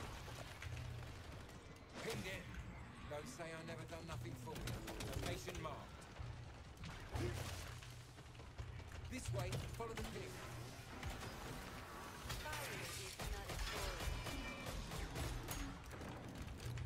Found a spot right here.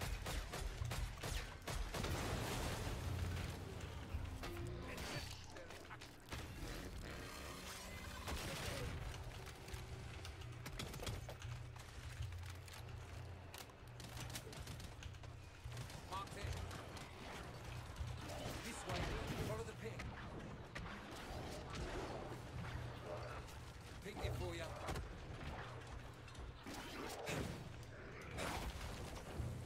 Right here. Cock wombo!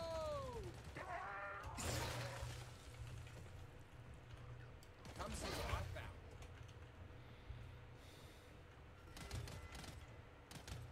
Great. Now, who wants to shop? Anyone?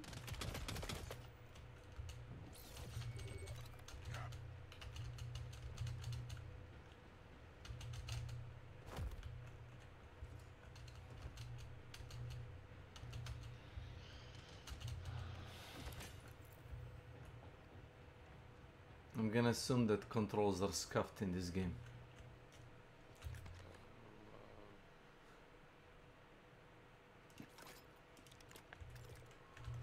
Anybody has issue with throwing money?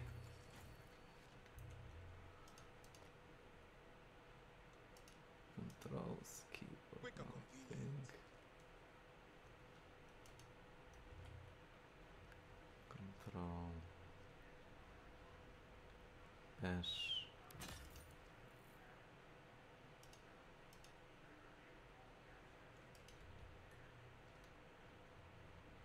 Reset.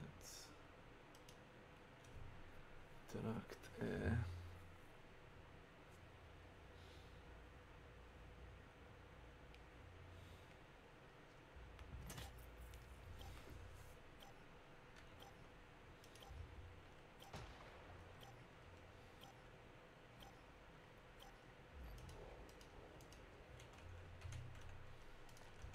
Okay, hope everyone got what they needed.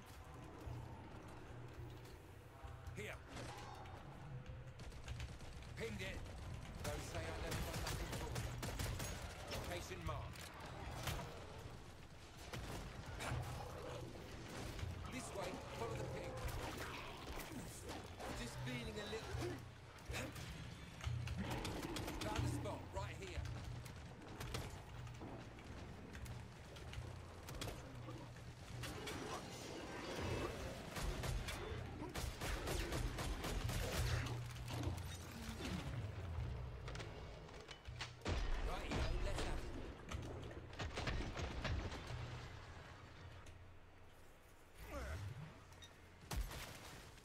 Through a quarter of them. Great work.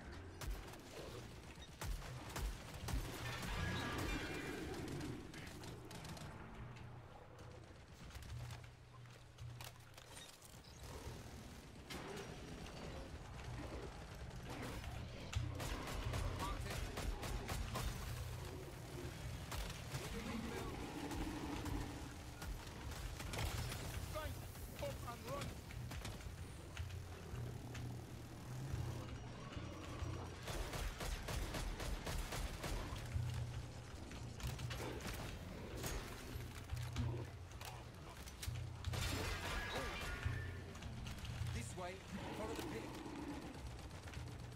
Enemy strength at 50%.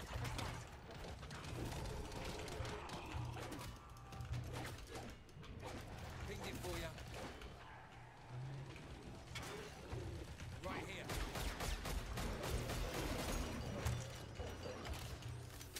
Come see what I found. Here. Pinged it. Don't say I never done it. Location marked. This way, follow the ping.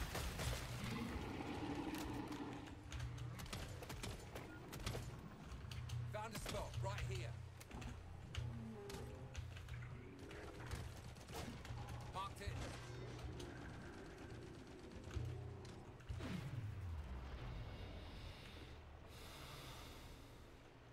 This way, follow the ping.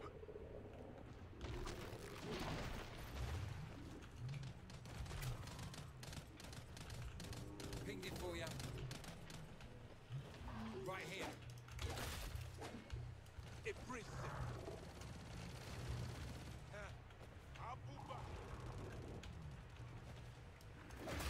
Come see what I found. Here.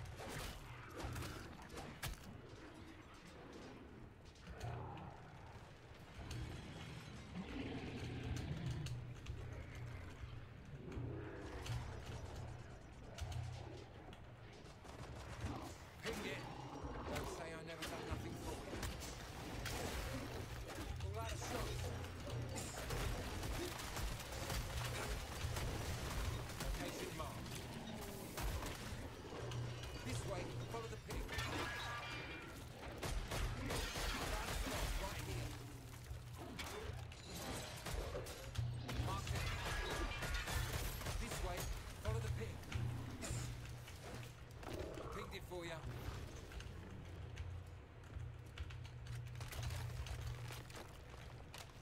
Right here. Gracias. Come see what I found. Here.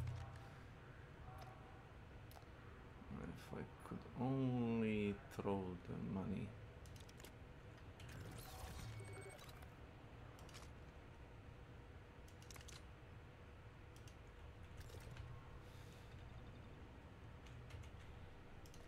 Controls.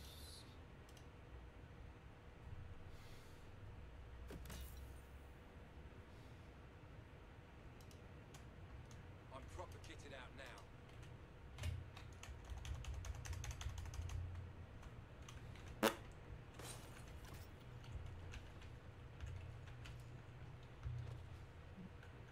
Pinged it. Don't say I never done nothing for you. Let's see how they like a bit of the old high voltage. Location marked. This way, follow the ping. Found a spot right here. Marked it. This way, follow the ping. Pinged it for you. No more supplies. Shop's closed.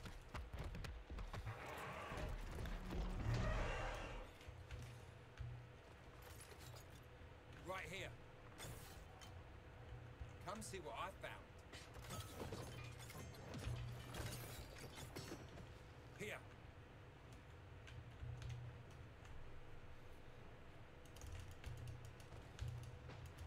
Pinged it. Don't say I never done nothing for you. Don't feel right at all.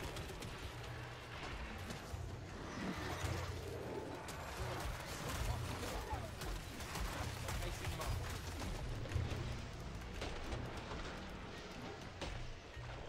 This way, follow the ping.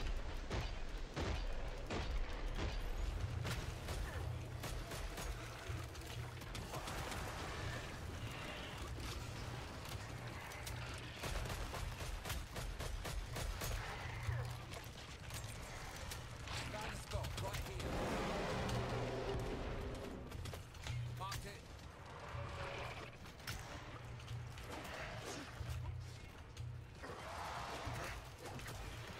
This way, follow the ping.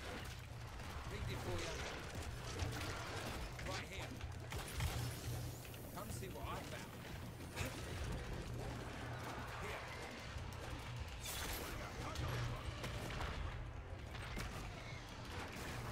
Pinged it. Don't say I never done nothing for you.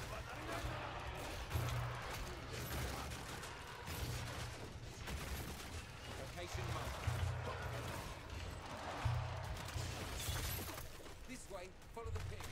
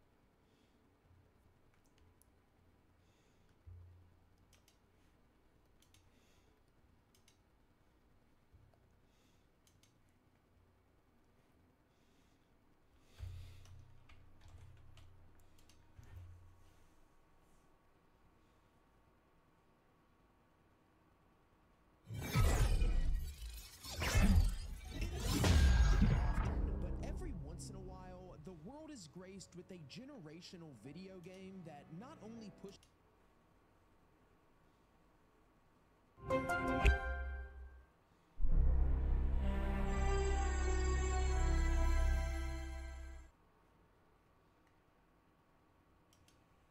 Just a while ago, Arrowhead made a big nerf to melee. Like a big nerf. So thing is, like, you can't do, you guys see that, right? You can't do anything to chargers anymore with melee weapons. Even the stun lance just kind of bounces off. There's nothing, right? So it used to, like, stun it, and then you could also deal damage to it, which was a really, really fun thing. So first of all, let's talk about why I think this is a very big issue and why I think this was very unwarranted and it was just overall not needed at all. So when there's a patch happening or something, or a balance thing, right, everybody expects some of the things to be changed. Like, that's okay to shake up the meta. And mostly what that really means, guys, is that they're gonna touch some of the items that are maybe super overpowered, which in this game really doesn't happen that much, or some items that are underpowered for a very long time and they want to shake up the meta. And that is what Alexis did mention in the interview as well, that he wanted to introduce weapons and items to the game that would essentially shake up the meta from time to time. Not just introduce, but like rebalance some things if needed, right? But mostly like create new items. He even mentioned that they didn't want to go back to old items and just waste time on remaking them. Instead, they would prefer to make new items, which is fine, right? Now, the reason why this nerf doesn't make any sense whatsoever is because this is a very niche playstyle. It just goes to the fact that sometimes it feels like they can't really help it but nerf something because for the sake of nerfing, right? And don't get me wrong, they've done a phenomenal job lately at changing some things up. Mostly there's not any, you know, annoying nerfs and so on. So there's definitely a change when it comes to their behavior, when it comes to balancing in general. But why did we nerf the melee? This is a very niche playstyle. I barely know anybody who uses melee builds, right? I, from time to time, you guys know, absolutely love using, you know, melee setups, but even I don't use it frequently when I'm playing on max difficulty, right? I mess around with it. I'll make a fun build or two, and I'll show you guys that it is possible to clear, for example, max difficulty with the melee weapons solo, right? But that takes a lot of practice. That takes a lot of skill. That takes a lot of hours put in to actually manage. You need to understand the enemies. You need to figure out how and when to rotate, when to actually use your melee weapons and whatnot, because it's not as effective as you would imagine, right? The biggest thing about this and why it was so surprising to me is melee is actually viable for mostly one faction.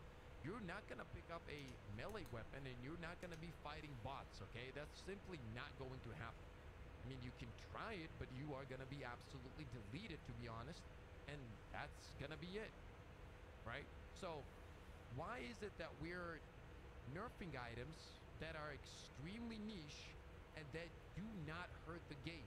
What's going on there? Like, why is it happening?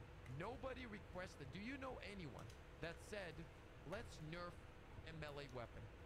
Let's just nerf all of them, or the chargers, or whatever it is. Please leave the comments. Let me know. Do you know anybody that was saying melees are overpowered, they need a nerf? I personally know nobody like that, right? Everybody was just having a good time, just chilling, and niche play style. Sometimes you would see people use it, but that's about it. Not to mention the fact that, for example, you take the flag even, which is a blue stratagem.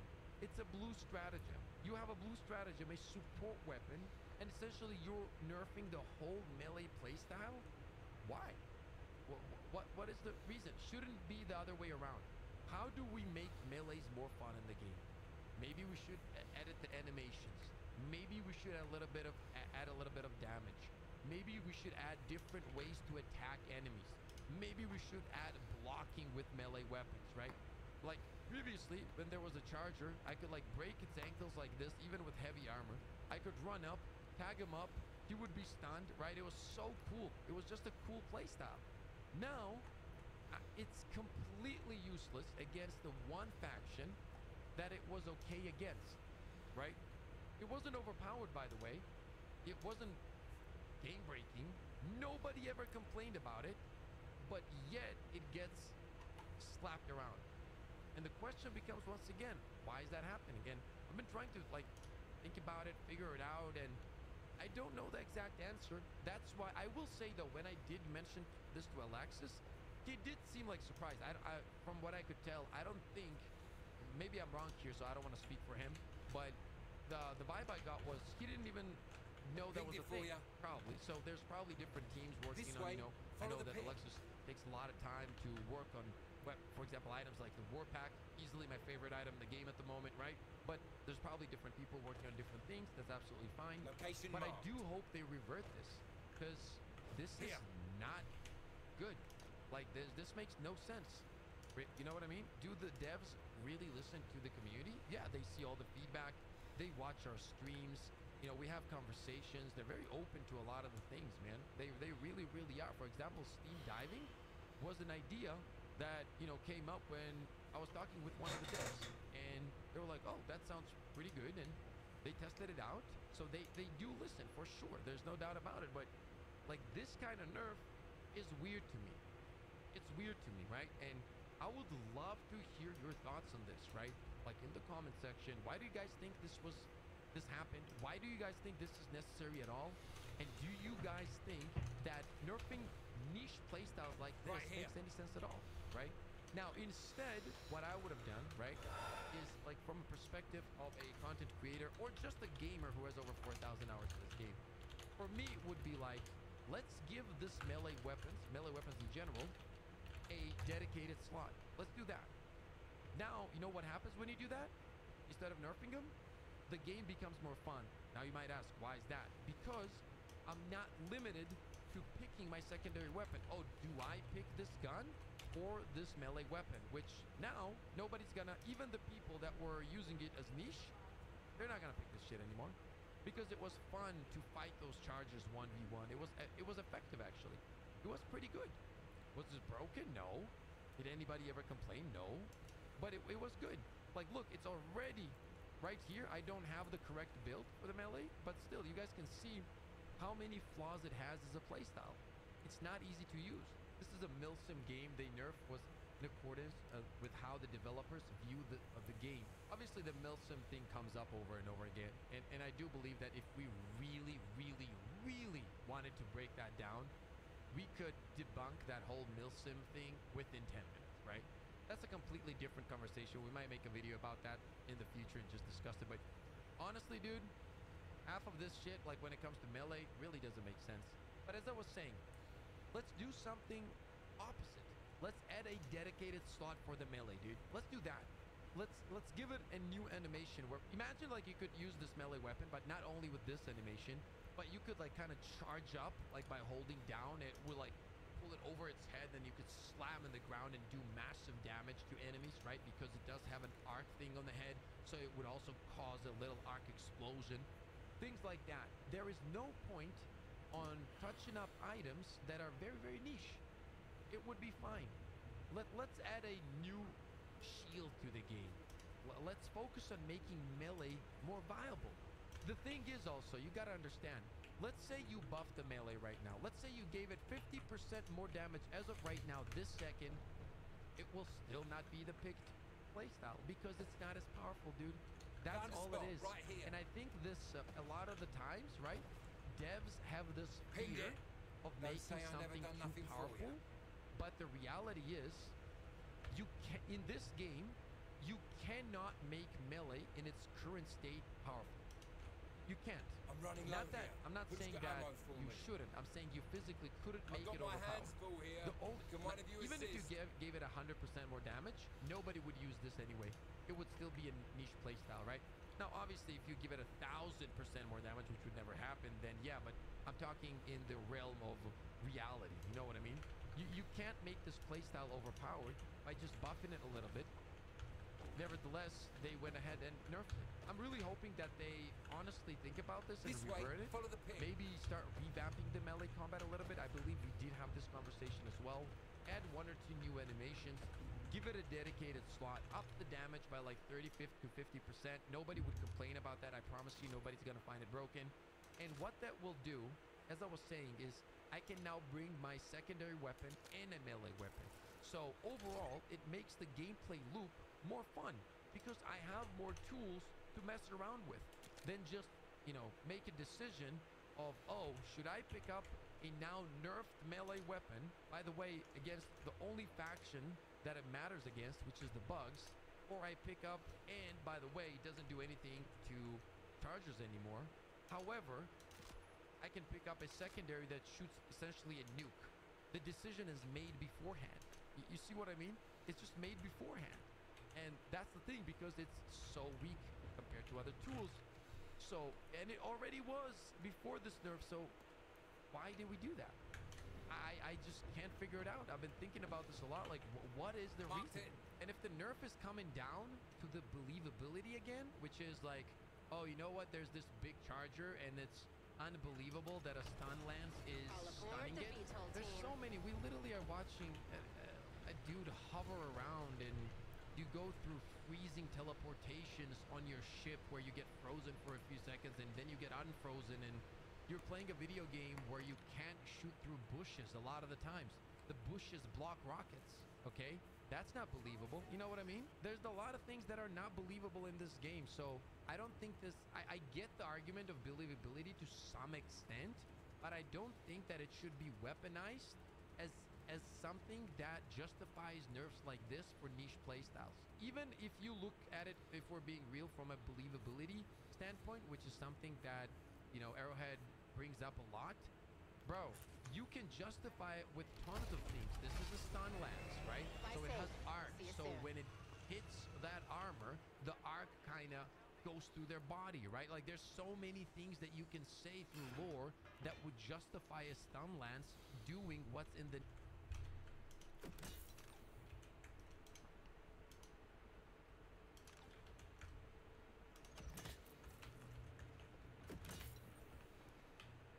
Come see what I found.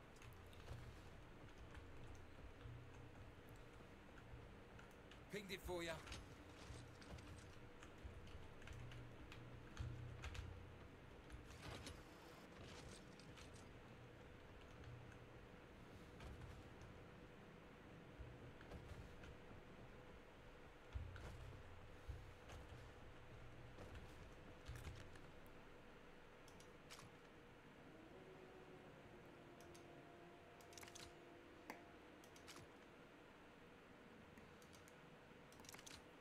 Great, great, great.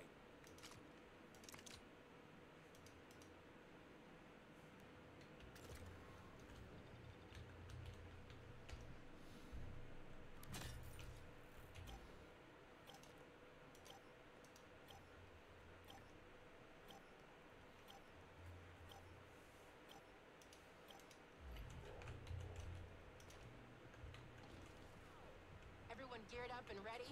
Does the voice even work? This way, follow the ping.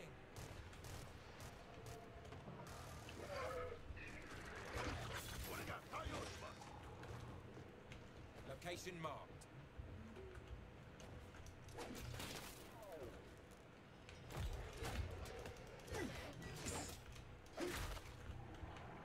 Here.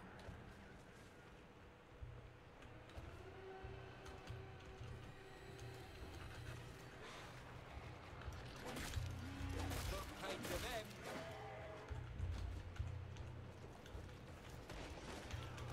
Good start. 5% eliminated.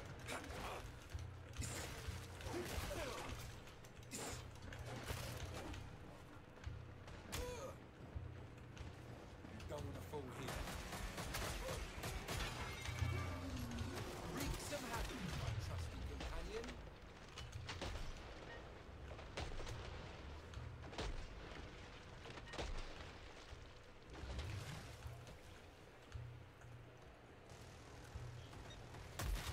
It was so nice meeting you.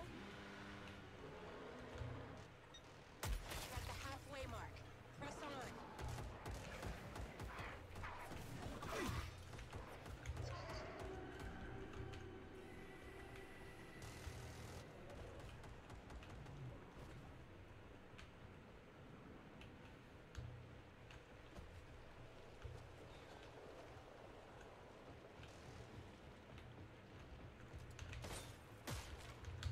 Reloading now.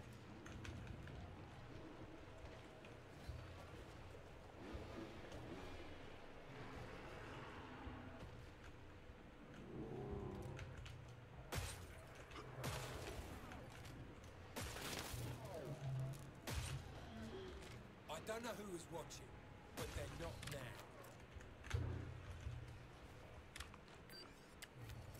Let's get this party started.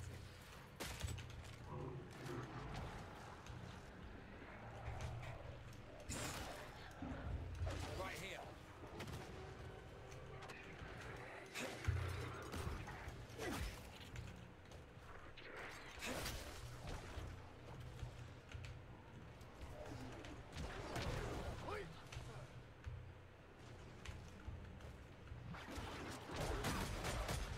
Fuck's sake. What were you looking at?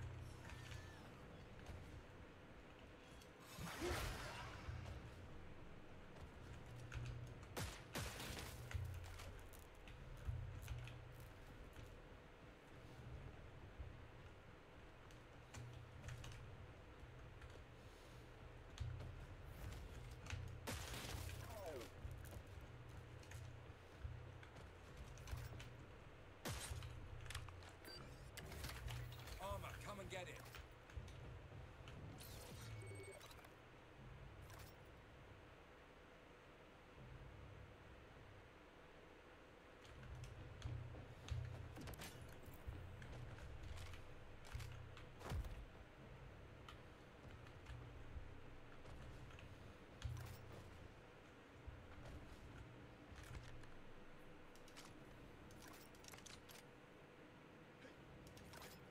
Do you do gift wrapping?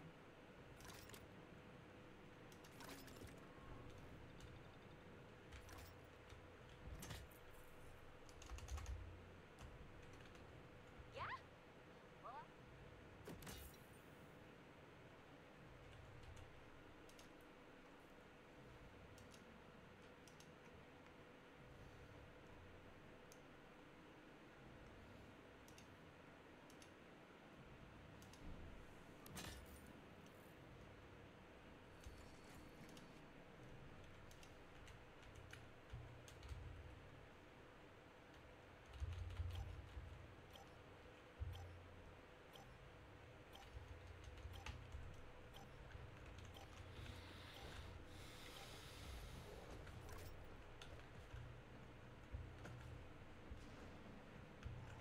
last wave. Let's finish this. Found a spot right here.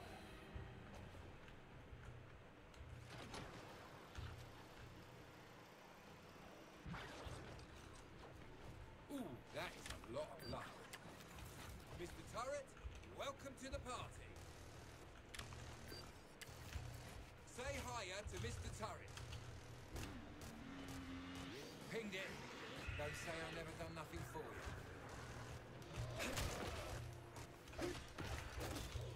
This way, follow the ping.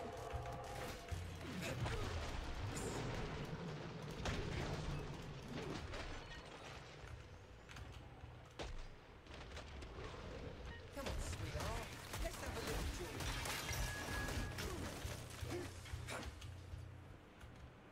Update, a quarter down. Marked it.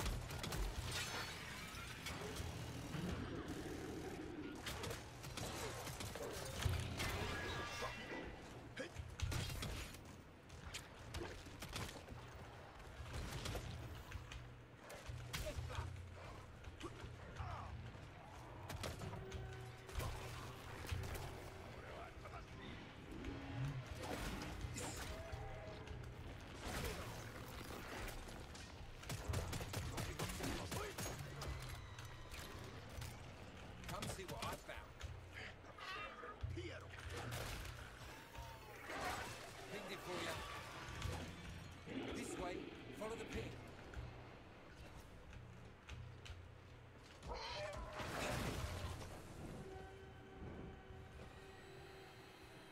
Sod off. Location marked.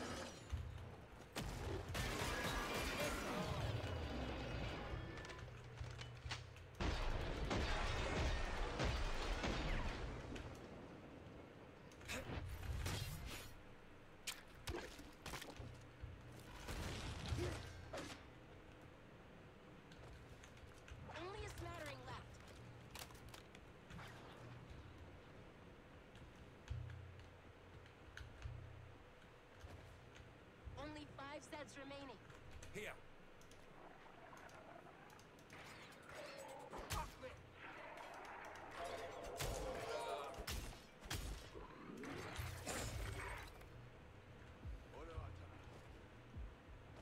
Right here. Found a spot. Right here. Augu! Ajde spoje ovdje vidim ja za pet. Dobro. Još ti vara da šum proći. Ajde moj mir. Imam glavu šepu, znači. Idem peku 11 rođendan. Dobro. Idem malo da. Grab some grenades. You never know when you What? might blow something up into a million pieces. Ako ne dođe za jedno sat vremena, daj ko za... Ne, ovdje. Samo ih obiđi da vidiš da nije neki problem. A nice wedge of cash. Stivi, gdje je bilo Stivi? Gladan, a? Jesi? Jesi mislim, ja? Help meets money. All right, let's live a little.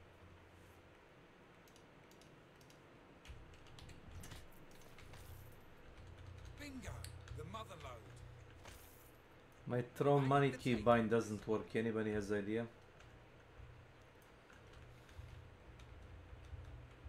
Nope. Feeling real plump and comfortable.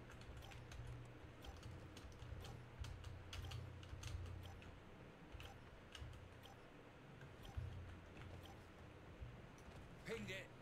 Don't say I never done nothing for you.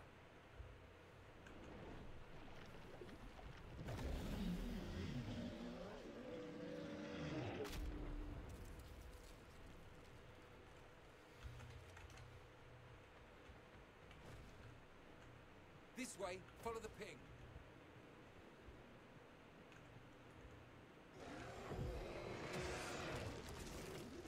I pinged it.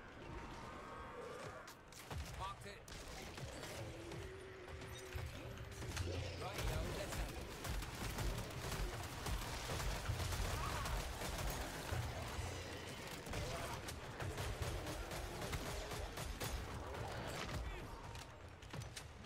Come see what I found. Pinged it for you.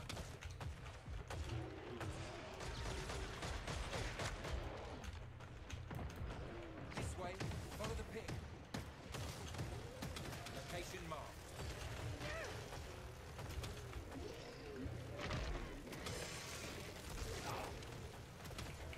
Here. Right here.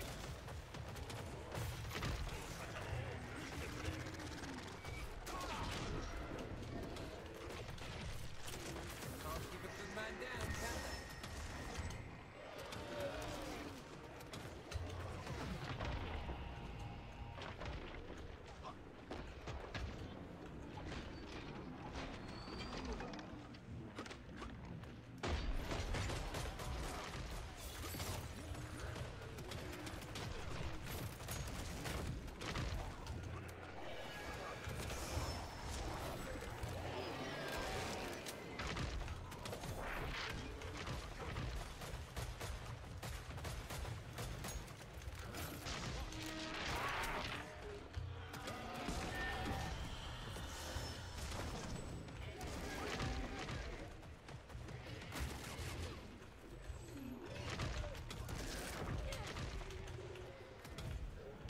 Found a spot right here.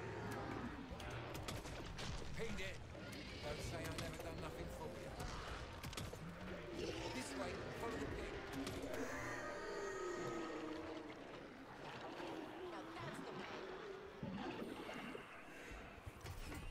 that's the way.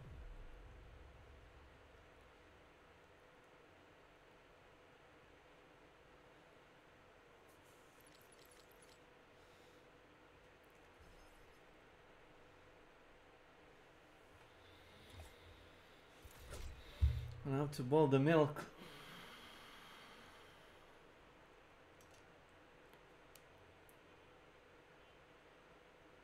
Oh look, nobody does any healing.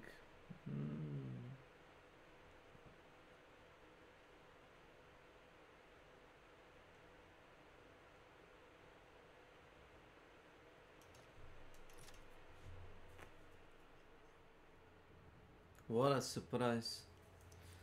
Oh, fuck me.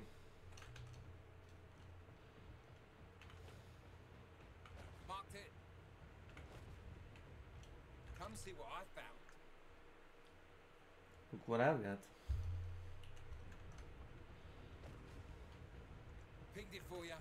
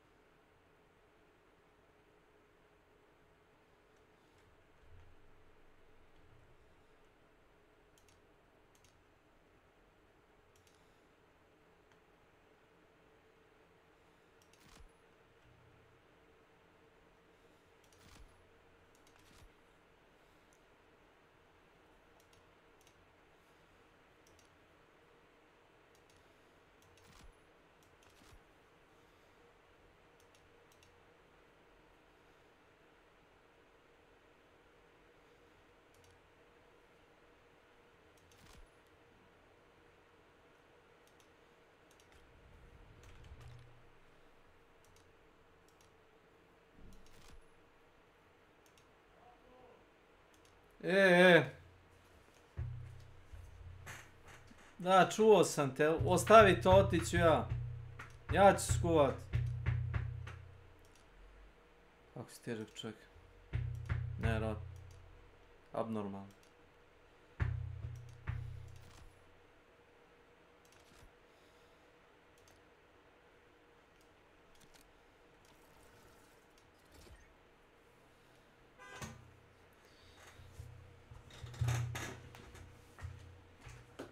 Šta ti je sad? Dobre! Zajebeš mu sunce.